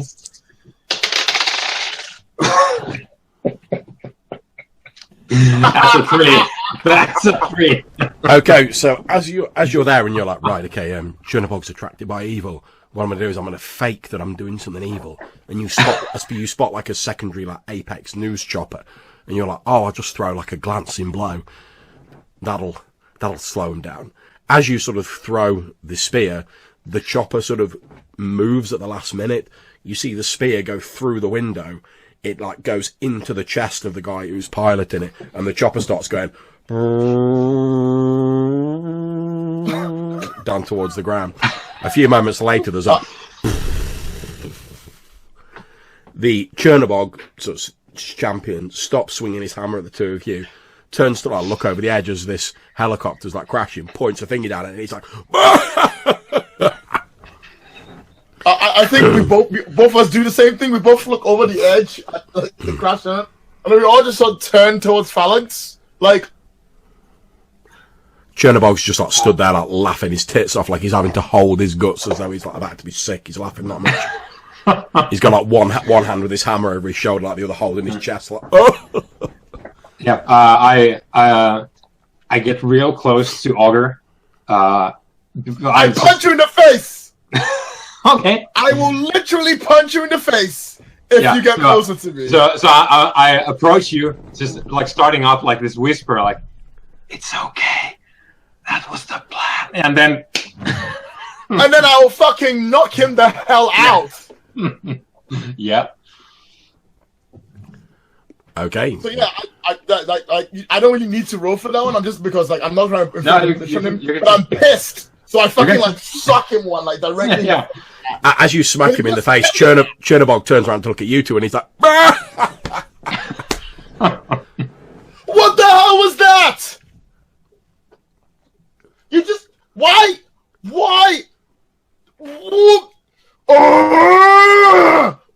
And like I'll go to actually physically fight him. So I'll actually start like fighting him on the spot. Yeah. So we go into the whole melee on the roof, and Chernobog is just like, "Bring me popcorn." Yeah, pretty much. Okay, so how does this relate to you guys like previously having influence over each other? I mean, are you rejecting any influence that Phalanx has over you now you've seen this horrendous act? Well, I have influence over Phalanx, so I've never actually had to use influence against someone before in a game. So it's the first time that's ever happened. What I'm going to do, so this moment. I'll take my influence over him to inflict a condition on him. Okay. So I'll burn my influence on him and be like, "You just killed a man on live TV for everything. I thought you were a hero." And I'll burn my influence to give him the guilty condition if he doesn't have it already. I have it. Oh, cool. In that case, I'll burn it to give you the afraid condition. Do you have that? Yeah. Oh my gosh! Afraid is good. No, it's good. It's good. Yeah, afraid's good. Oh. Yeah. Hopeless is the only one I'm lacking. Yeah, because like I just saw him kill someone. Like, yeah, to be fair, Phalanx's like list of conditions is getting like Pokemon at the minute, man. He's nearly caught them all. Okay, so Zihark, you can see these two just like duking it out on the edge of the building. The champion of Chernobog's just standing there like laughing his tits off, like watching him. Like hammer over his shoulder. He seems to have entirely forgotten about you. He's like, oh, this is well good. Like two previously close friends, one's committing an evil action. They're now fighting each other in like sort of good versus evil battle. Oh yeah, I'm all over that shit. Mm-hmm. Occasionally he's like shouting like in quite sort of bad language, like going, "Oh yeah, go on, kick him round the head. Go on, gouge your eyes out." His language is absolutely foul. I won't try and do it on here because I'd have to censor it too much when I edit the video. Mm-hmm. But just like every other word he says is like a swear word. Awesome. So in this moment of laxitude that he has, Zihark sort of stands to his feet. He sort of swears a little bit because he's, what he's been doing is really starting to tax him. He's pushing himself too far. He needs to recharge. Have you marked the conditions that you took when he was like? Yeah, I'm currently on 3 conditions. Okay, cool. However, what I'm going to do, I don't know if this affects the conditions or not, but what I want to do is thematically try and power myself back up to get to ready to fight again. So what I do is I reach out my hand and I sort of hand drops the first time, then I reach up again, and basically these purpley pink chains form around him and into the ground and stuff. And what I'm doing is essentially using my vitality absorption to drain some energy from him and sort of juice me back up, ready to join the fight properly.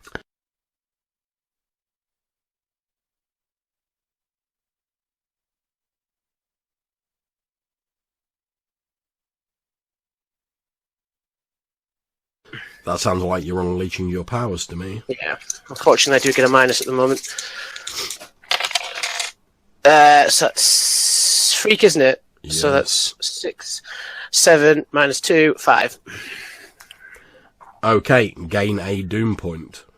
Uh-oh. As you reach out and you siphon some of the energy off this champion of a divinity that represents like pure evil, and you like siphon this power into yourself. For a moment, you two are fighting. You pause as you see Zihark sort of like draining some of this shadow energy from Chernobog's champion, and for a few moments, like just as you're about to shout, "Oh no, don't!"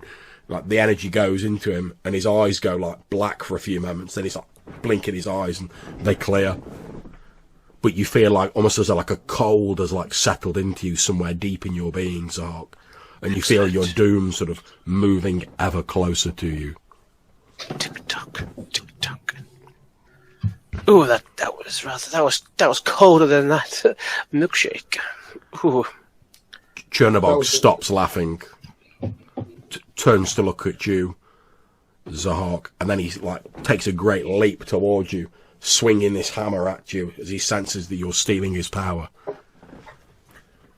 Can I get out of the way? Can you roll to take a powerful blow? So it's roll plus. Do any of my conditions affect this? Yeah, it's roll. It's roll plus the number of conditions you get. So that's going to be a 15, John. Okay. Wow. I rolled 2 6s and plus 2. Okay, so choose one of the following. You must remove yourself from the situation. You lose control of yourself or your powers in a terrible way. Or you can pick 2 options from the 7 to 9 list. I'm going to say I remove myself from the situation. What happens is, it's like almost like a defense mechanism. Like when this thing tries to like hit me, and I'm too like weak to actually get out of the way of it, and I know it's gonna actually squash me. It's like my powers activate a self-defense system, and I teleport away. Okay, splendid. Mock a doom point. Awesome. How many doom points you got now? Currently I'm on 5. That's a new power. Indeed, it is. Once you've taken all 5 doom signs, you must take your doom arrives the next time your doom track fills. Choose. Yes, you get a new power. No. Oh, is that? Yeah, new power. No, right. I think my doom arrives when I take everything else. Right? When you get 5, you get to pick a new doom power. Then you get another 5. It's only when you picked all your doom powers that then you pick your doom arrives. Yeah. So pick a new doom power. What would you like, Matthew? Would you like infinite powers? Mark your doom track to use an ability from any playbook 1 time. Would you like dark visions? Mark the doom track to have a vision about the situation at hand. You can ask me 1 question. I'll answer it honestly. Would you like burning bright? Mark your doom track to ignore one of the stated requirements when you like try and call in your sanctuary. Or you can take bolstered. Mark your doom track to use an adult move 1 time. I'm going to take bolstered because I'm so edgy. I think I'm old enough. Okay, splendid. Mark down, you've got that power. And obviously your doom track empties now. Oh, glorious. I love the fact that at the start of this session you were like, oh, I best believe I'm not teleporting anywhere. Now you're like, oh, do we need something from the fridge, guys? Stop doing that. Okay, while even I'm fighting and we stop to see him jump over him, right? Yeah, you've seen him jump over, swings the hammer as the Zihark just goes, and is gone. If his back is to me, I want to try and leap on its head and grab that circuit over his forehead and pull it off. This might be the only chance to do it. So I would say that sounds like you're directly engaging a threat. Yep, let's do it. It's going to be difficult. Make that roll plus danger, though. Okay.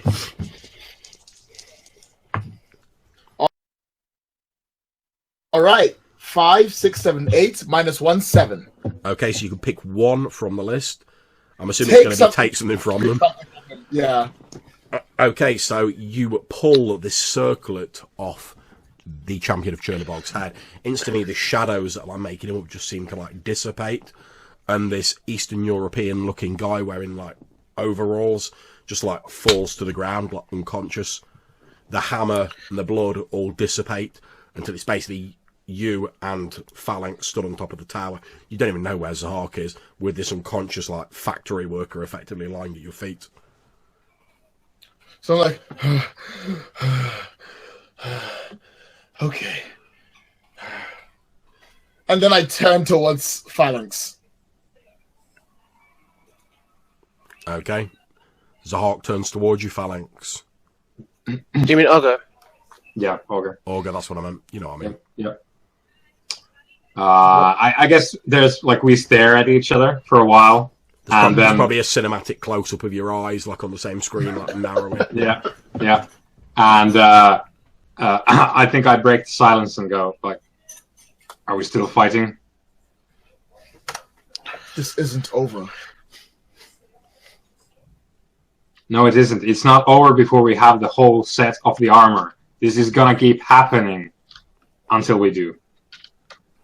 Okay. You know what? Sorry, Garcia. I was going to say, we could have away from you two for a few moments. Zihark, where did you teleport to?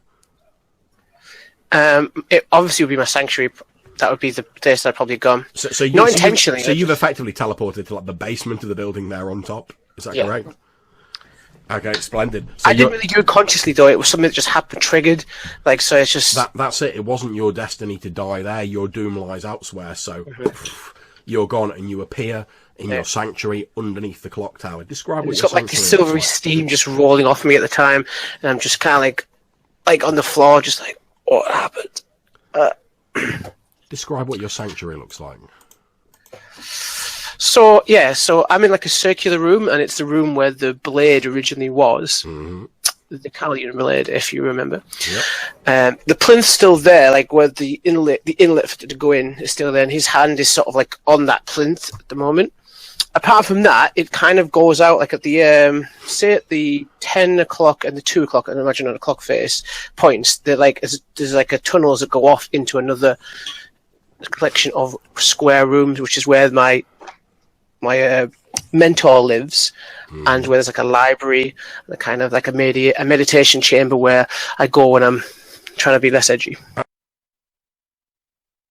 Okay, as you land, sort of like teleporting, almost like your powers activating themselves, perhaps triggered by the energy you siphon from Chernobog, you're not sure.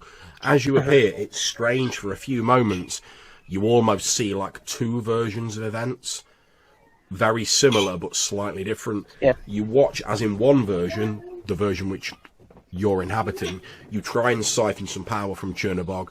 It sort of moves you a little bit closer to your doom, but you sort of pull yourself back from the abyss, and you automatically teleport away into your sanctum. In the other version of events, you watch as you succeed in siphoning all of the power from Chernobog, and basically reducing him to this factory worker who falls to the ground. You see as this like almost like this alternate reality version of you, like absorbs all this darkness and evil into itself, like becoming like a shadowy, twisted version of yourself, and you recognise Nasir, your nemesis. Am I destined to become him? No matter what I do. I sort of cough, and like a little bit of that like icky blackness kind of like seeps out of me. Indeed. I've let my friends down. Where are they?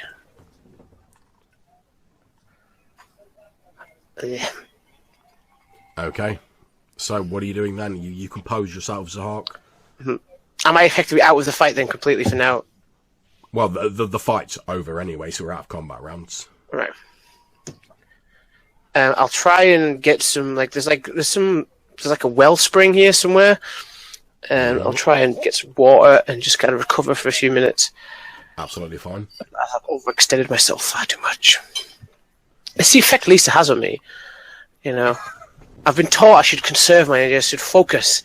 Whenever I'm around her in Phalanx, I go for it. Maybe you're trying to live up to the example you think they're setting. At least All-Star's okay, I think. As you're thinking about this and you're wandering through your spacious sanctum, which, as we discussed, is a hidden temple underneath the city clock tower, there's many different rooms, some of which it seems to sort of like move itself around in like configurations occasionally, so it's very difficult to exactly track the interior. As you're wandering around, you're drinking this water and you're trying to like compose yourself, going like, oh, I saw them two fighting, oh, how can we stop these divine beings? You end up facing an old looking stone door at the end of a corridor, and you don't remember seeing this room before. I sort of look around, see if my mentor's about. Doesn't appear to be. What's this doing here? Huh. I wonder what's in here. Despite myself, I sort of try and open it and see if I can go inside. I've never seen this part. I've been here a few times. You put your hand out expecting to meet like a lot of resistance. It looks like a heavy stone door, but it just like swings open with the gentlest of touches. And you see into this room with what appear to be these empty armor stands and this spotlight shining down from somewhere above. And you recognize... Shut the front door. Indeed. You recognize the room from your visions. How can... What? Wait.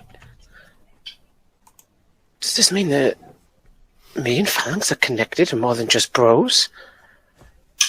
What? How is this possible? Why has my mentor ever mentioned this? This looks exactly like the vision. And I sort of spin around expecting to see that bird-headed thing in the room and sort of like take a wary look around. Okay, just making sure I am alone. As you spin around, you do indeed see that bird-headed figure. Oh, no. Holding a huge, weighty book and this hooked staff. Its eyes narrow as it looks at you. What are you doing in my sanctuary? There is no imbalance here. It laughs in a sort of cawing, half bird-like laugh. And then, in an oddly sort of modern-sounding accent, says, "Shows how much you know." And just, like, walks past you into the middle of the room. Wait. This place is meant to be secret. How did you get in here? Do you honestly think you were the first to have used this ancient sanctum? How great is your hubris to believe that you, amongst all the millions of those who have come before, all those who have worn the mantle of hero, that you, a lonely child crying at the dark, are the first to enter this sanctum? And with each sort of like pause, he like slams his staff on the ground, and there's this that seems to echo through all the chambers in your sanctum. And when he like does that thing, like the blade appears at my arm, like instinctively, like doesn't like it just pops, it just kind of happens because I've sort of not really got control of my powers at the moment. And I'm like, firstly, I didn't say I was a hero. But you thought it though. Secondly, what does hubris mean? Pride.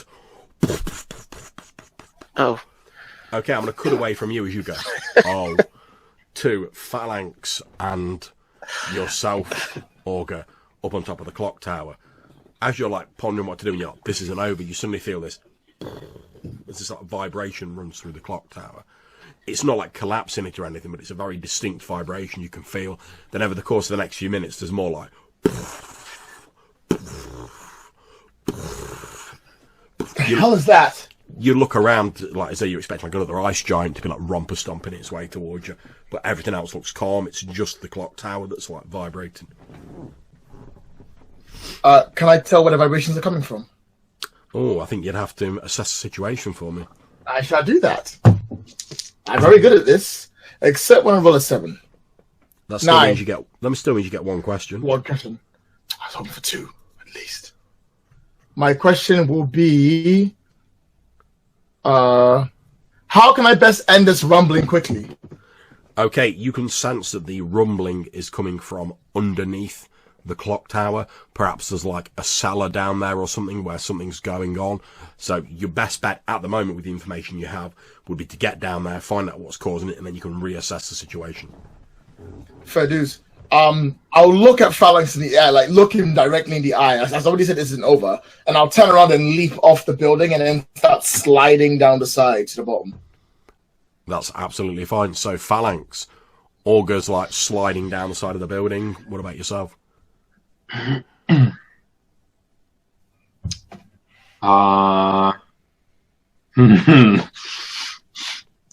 it's not really my forte to be in situations where I can't punch or stab or spear things.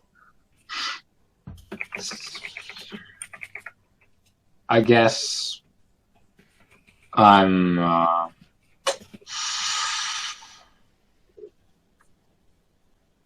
okay, well, I'm presuming that whatever is happening, that Zihark and Augur can, at least for just a minute, handle it. Okay. And I'm gonna drop down to one knee again, and I'm going to consult with the ancients. Okay, a mist seems to roll across your vision, and again you find yourself before the mythic gateway, with the huge Doric columns rising on either side of it. You see the massed ranks of your forefathers, down to the first generation, lining the road to the mythic gates, standing eternally vigilant. So I stride up in my armor. Not that different this time, and I just sort of raise my hands and I go, "Honored ancestors, and there's a long pause. They all turn to look at you as one. I have spilled, to my knowledge, innocent blood. And I wish this undone. How can it be undone?" As you say this huge crowd of your forebears, the previous phalanxes, slowly they start to turn their back on you, until they're all facing away from you. Then you see a phalanx you don't recognize. A young woman. She has a slightly ancient cast to her features, but nowhere near as ancient as the forebear, the originator of your line. And she walks forward, takes her helmet off, places it under her arms. You see like black hair full around her shoulders. She places her hand almost gently on your shoulders, and in quite an oddly kindly voice compared to like the stern voices that most of them have, she says, "It's okay. We all make mistakes. I forgive you."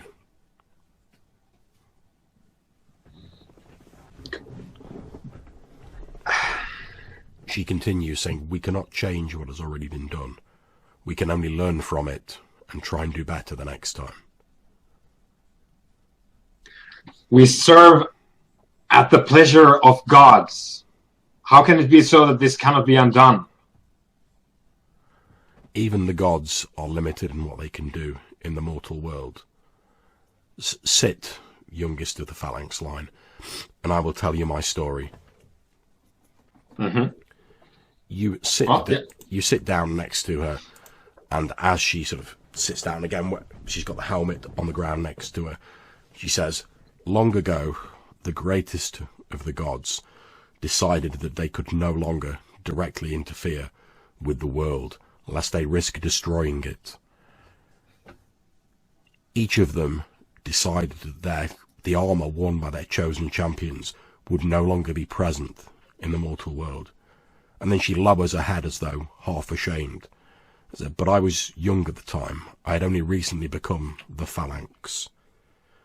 And I saw so much injustice and hatred around me that I could not believe a world without the Phalanx in it would survive.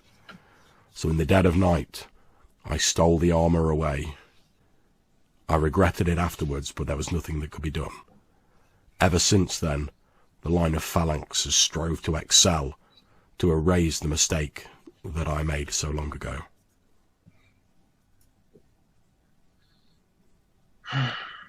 And she lowers her head as though partially ashamed, but then she lifts her head up and you see hope flaring in her eyes. And then she puts her hand on your shoulder again and says, "Although you are inexperienced, I've seen the truth that is in your heart, and I am proud of what you have tried to do to honor our line."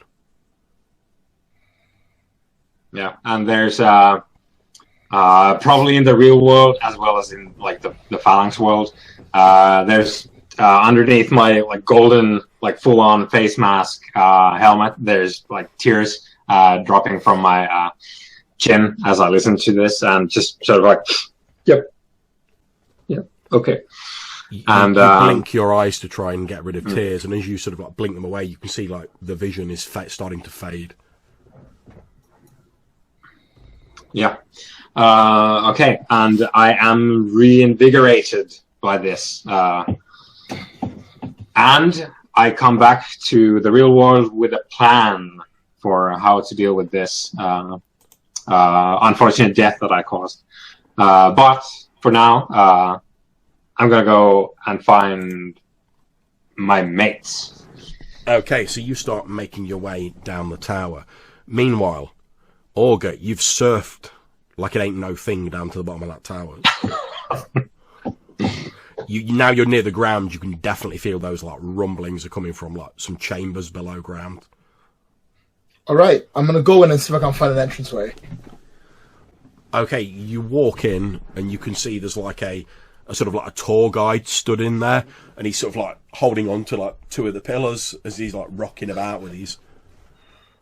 I look at him like, is there a basement level here? Well, how do I get it? There used to be a basement level, but it was all sealed up and filled in years ago. Don't have time to waste. Where was it filled?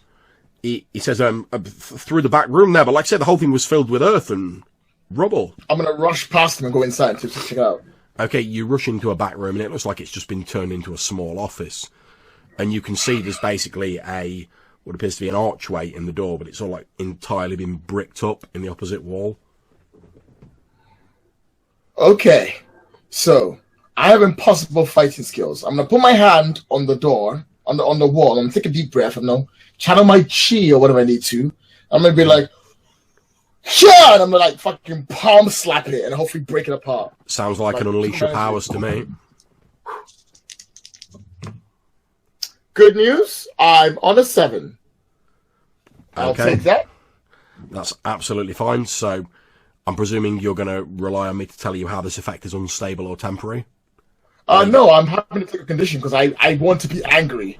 Okay, splendid. So yeah, as you're slapping this thing, you can't help but like see this guy in the helicopter like getting speared through the chest with Phalanx's spear, and you like focus your anger into your strikes, and each time you strike, one of the bricks flies out of this wall until at the end of a couple of minutes you're like panting, there's sweat on your forehead, there's a hole big enough for like your average person to slither through, and you can see darkness beyond it, and you can just about make out the faint sound of two voices talking. One of them sounds like your companion Zihark, on the other is the unmistakable baritone of Thoth. This could get awkward. I am not in the mood for anyone's crap today. I'm going to go through that hole I just made. I'm going to make my way down there. Okay, now, Matthew, Zihark, I believe your sanctum is officially hard to get into. It is, yeah. In what way is it hard to get into? Like there are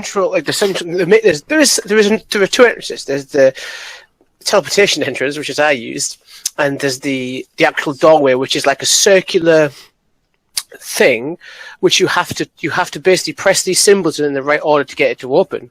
Now, what I didn't know when I first opened it is these symbols represent different pantheons.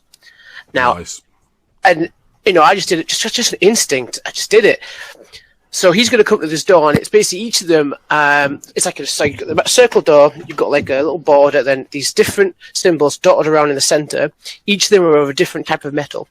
Okay, so you rock up, and there's this bizarre at the end of this corridor you're in, Orga. There's this like bizarre, almost like sort of Stargate-ish style like portal that's like sealed up. You can see all these symbols around it in sort of like different languages.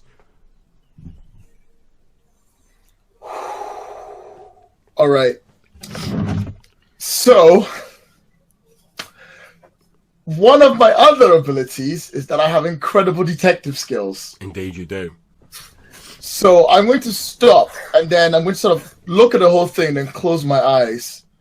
And then in my head, I'm going to start translating all the languages in my head. Like slowly figuring out which one means what means what. Make me an unleash roll. I want to do. That's right.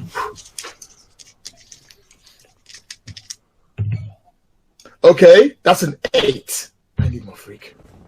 Okay, so as you're looking at it, it takes you a little while, and in fact it takes you so long that Phalanx manages to like catch you up and like comes into the room.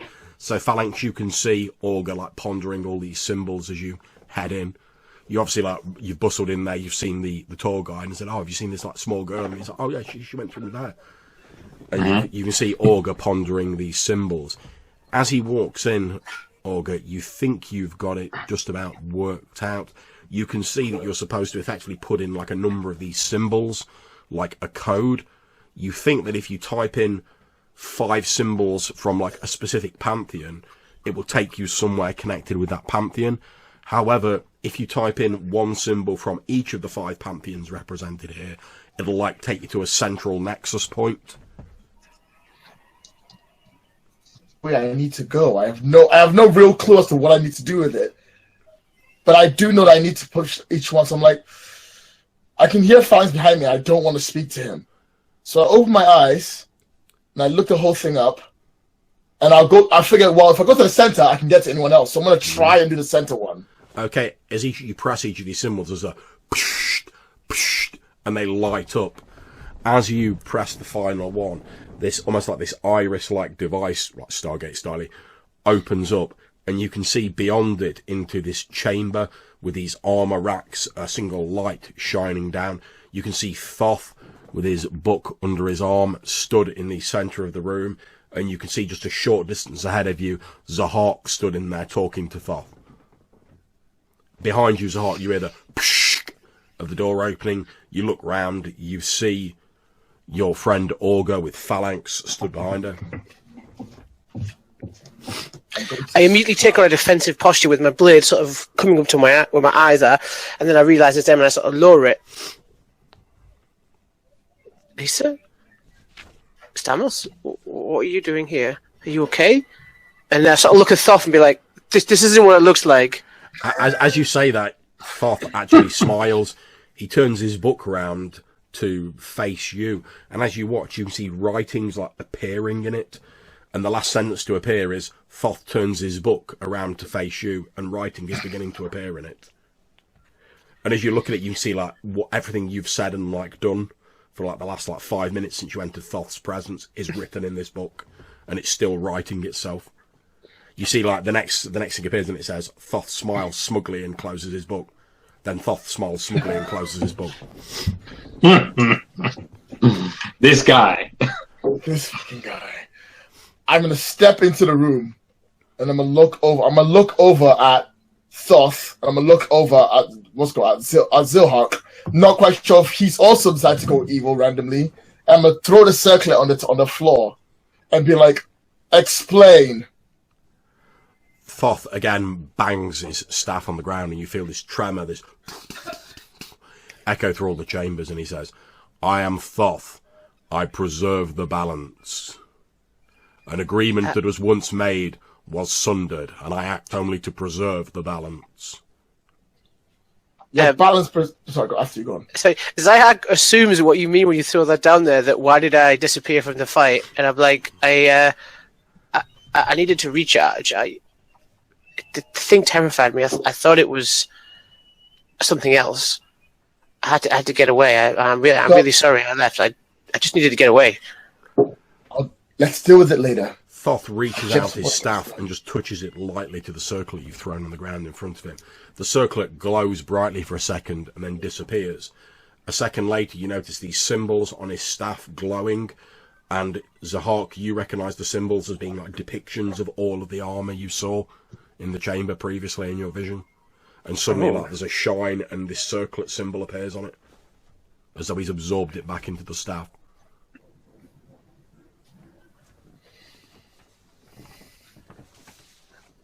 Zihark's like, kind of like, he's looking at that thing intensely for a second, and he's like, if they're here, this isn't telling if they're here, if the armors things were here, does that mean that my sword is connected to them somehow? Do I have to defeat one of them? Like a fully armored up evil version of Phalanx? Is Phalanx still armored up at the moment? Yeah. I sort of look at you and I kind of like... I just kind of a little bit unsure of myself. Like, I can't fight that. As you say that and you look at Phalanx, Thoth turns to look at Phalanx and says, so the imbalance has come. All right. First up, stop that. Two, the only one causing an imbalance here is you. You're threatening my world again. I act as I am empowered by the divine, nothing more.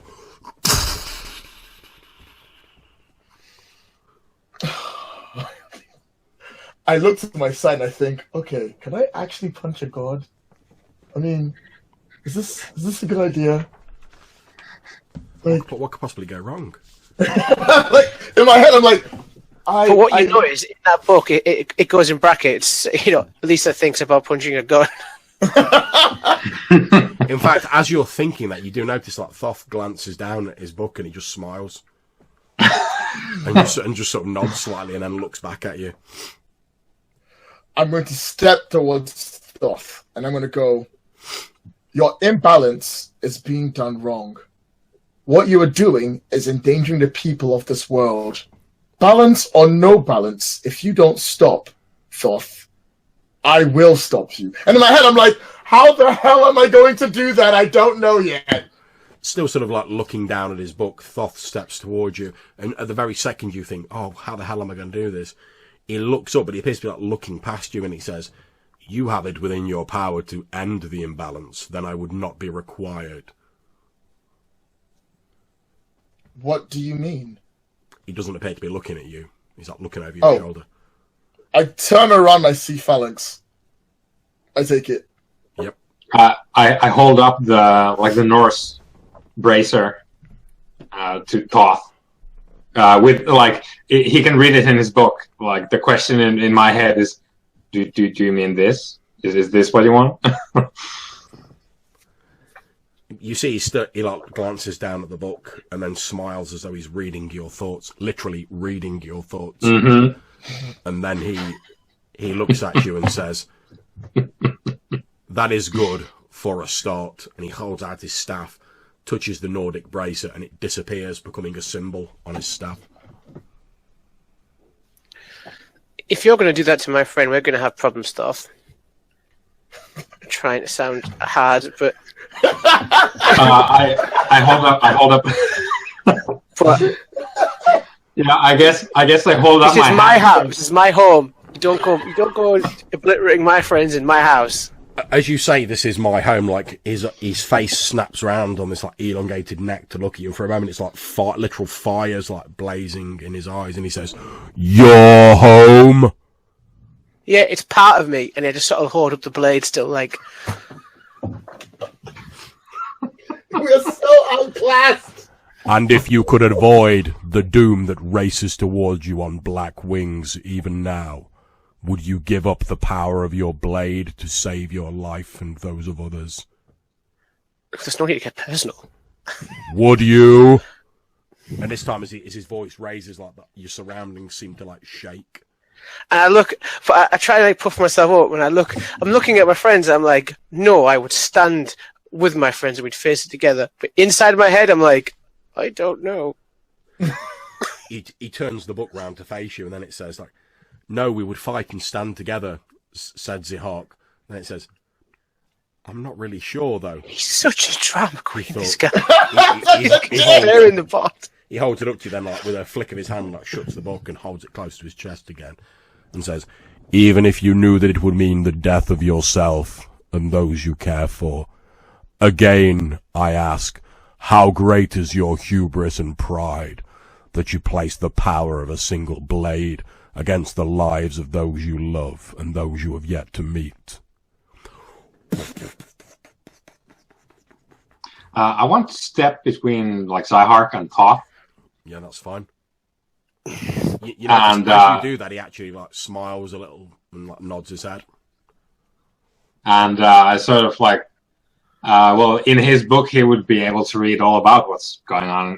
But I sort of like crack my crack my neck and sort of like stand up to my full height, trying to be as big as I can.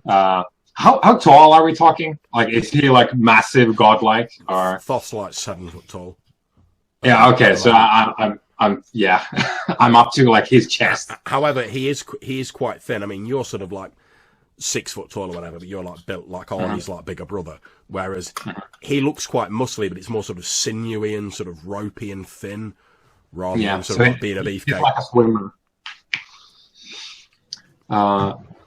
Yeah. Okay. So I stand out like between Zihark and Thoth and try to make myself as big as I can. And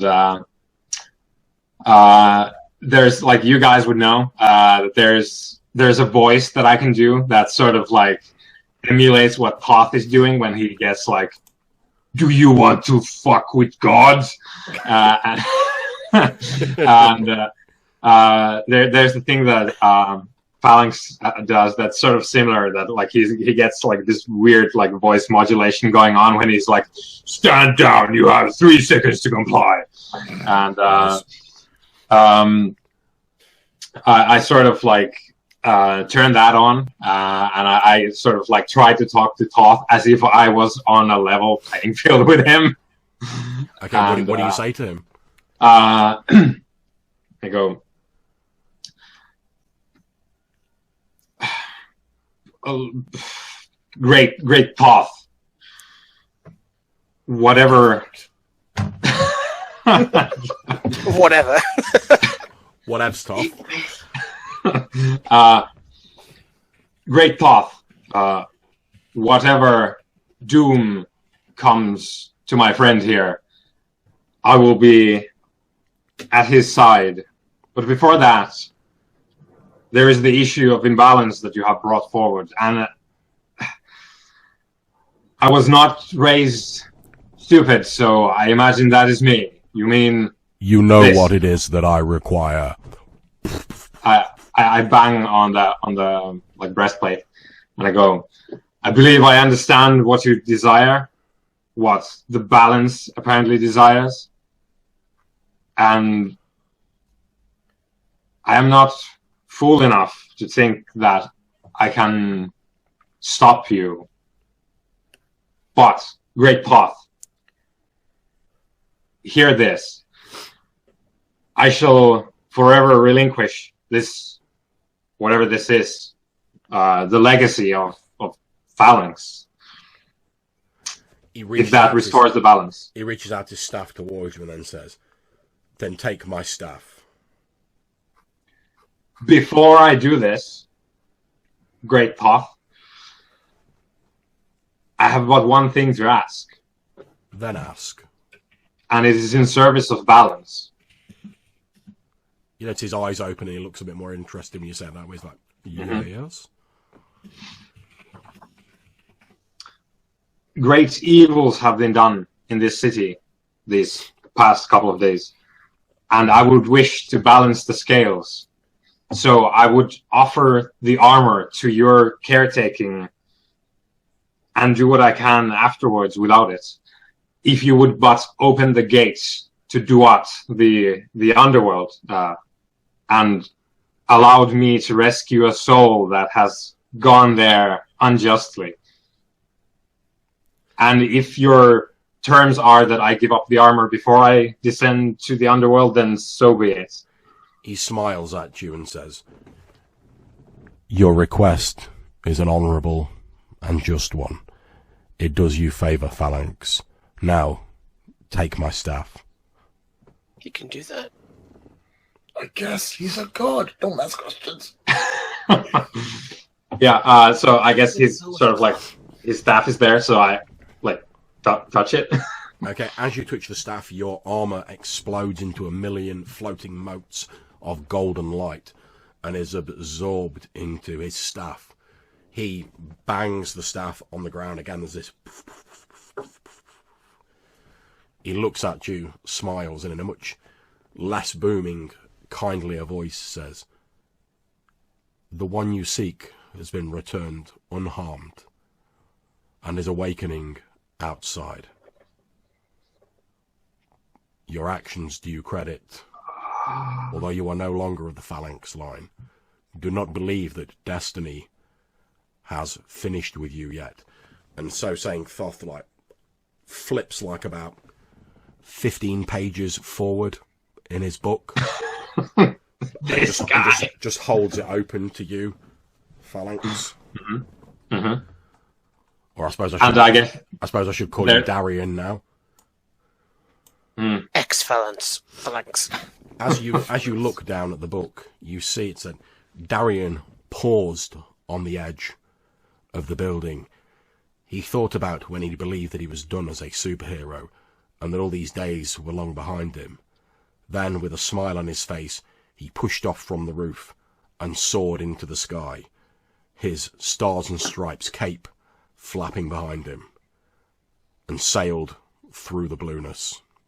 At which point Thoth snaps the book shut and withdraws it. I'm stunned. So Thoth says, "The balance is preserved, and I am required here no longer. Fare thee well." He smashes his staff on the ground one last time, and there's like an explosion of white light that fills the room, causing you all to squint your eyes. When the light clears, Thoth, the book, the armour stands, and his staff are all gone.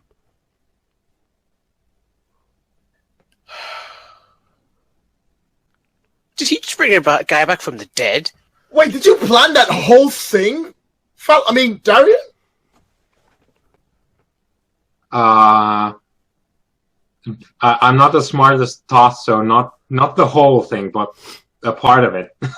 a part of it, yes. But how are you gonna? You're really gonna have to. Well, what? I'm going home. As you're saying this, you hear footsteps coming down the corridor towards the room you're in, and as you look up, you see All-Star still with the bruises and the battered marks on his face from Chernobog, and he's carrying a reporter. You recognise it as the guy from the helicopter in his arms. He looks entirely surprised.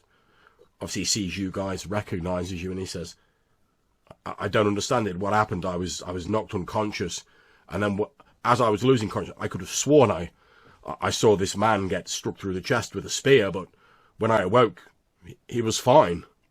And you can see the guy's he looks a bit dazed, like the reporter, but he's unharmed, unwounded. I'm momentarily flawed. This is All-Star. Is this your doing, young heroes? How have you achieved this miracle? I'm more of a dabbler really than a hero. We kind of just do it on the side. I would love to explain it to you, but my curfew just ended and I have to go. As you're saying this, All-Star turns towards you, Darian, and he says, "Phalanx, where is your armor?" Well, there's a story. I think the gods do not want the armors anymore in this world. Tell you what, let's not talk about what just happened. We're gonna go, All-Star. It's a pleasure meeting you. You have a good day with them, and whatever this is. And I grab Darian, I grab Zihark, and I'm like, yeah. As you head out, All-Star just lays a gentle hand on your shoulder, Darian, and says, "If I could have a word with you in private, Darian, before you leave." Okay. You're surprised he knows your. You're surprised he knows your actual real world. Yeah. I'm just there's in the anime version of this, there's stars in my eyes. Indeed. Listen.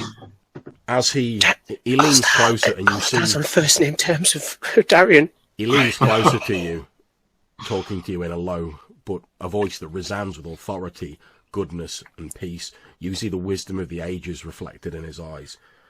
He smiles at you and in a gentle, calming voice says, "The gods may not walk this world anymore, Darius." And then he pats you on the shoulder and says, "But this world will always have a need for heroes." And that's where the end credits begin to roll. Mm-hmm. Yay! That's the end of the session, guys. Thank you very much for playing. Hey! Yeah, thanks for running it. Hope you all enjoyed it. I'm happy to chat for a bit afterwards, but I'm going to end the recording now. We hope that you enjoyed that video and that you'll like and subscribe to our channels and click on some of our other videos. Until then, all that's left is for Lloyd Gann to play us out. Take it away, Lloyd.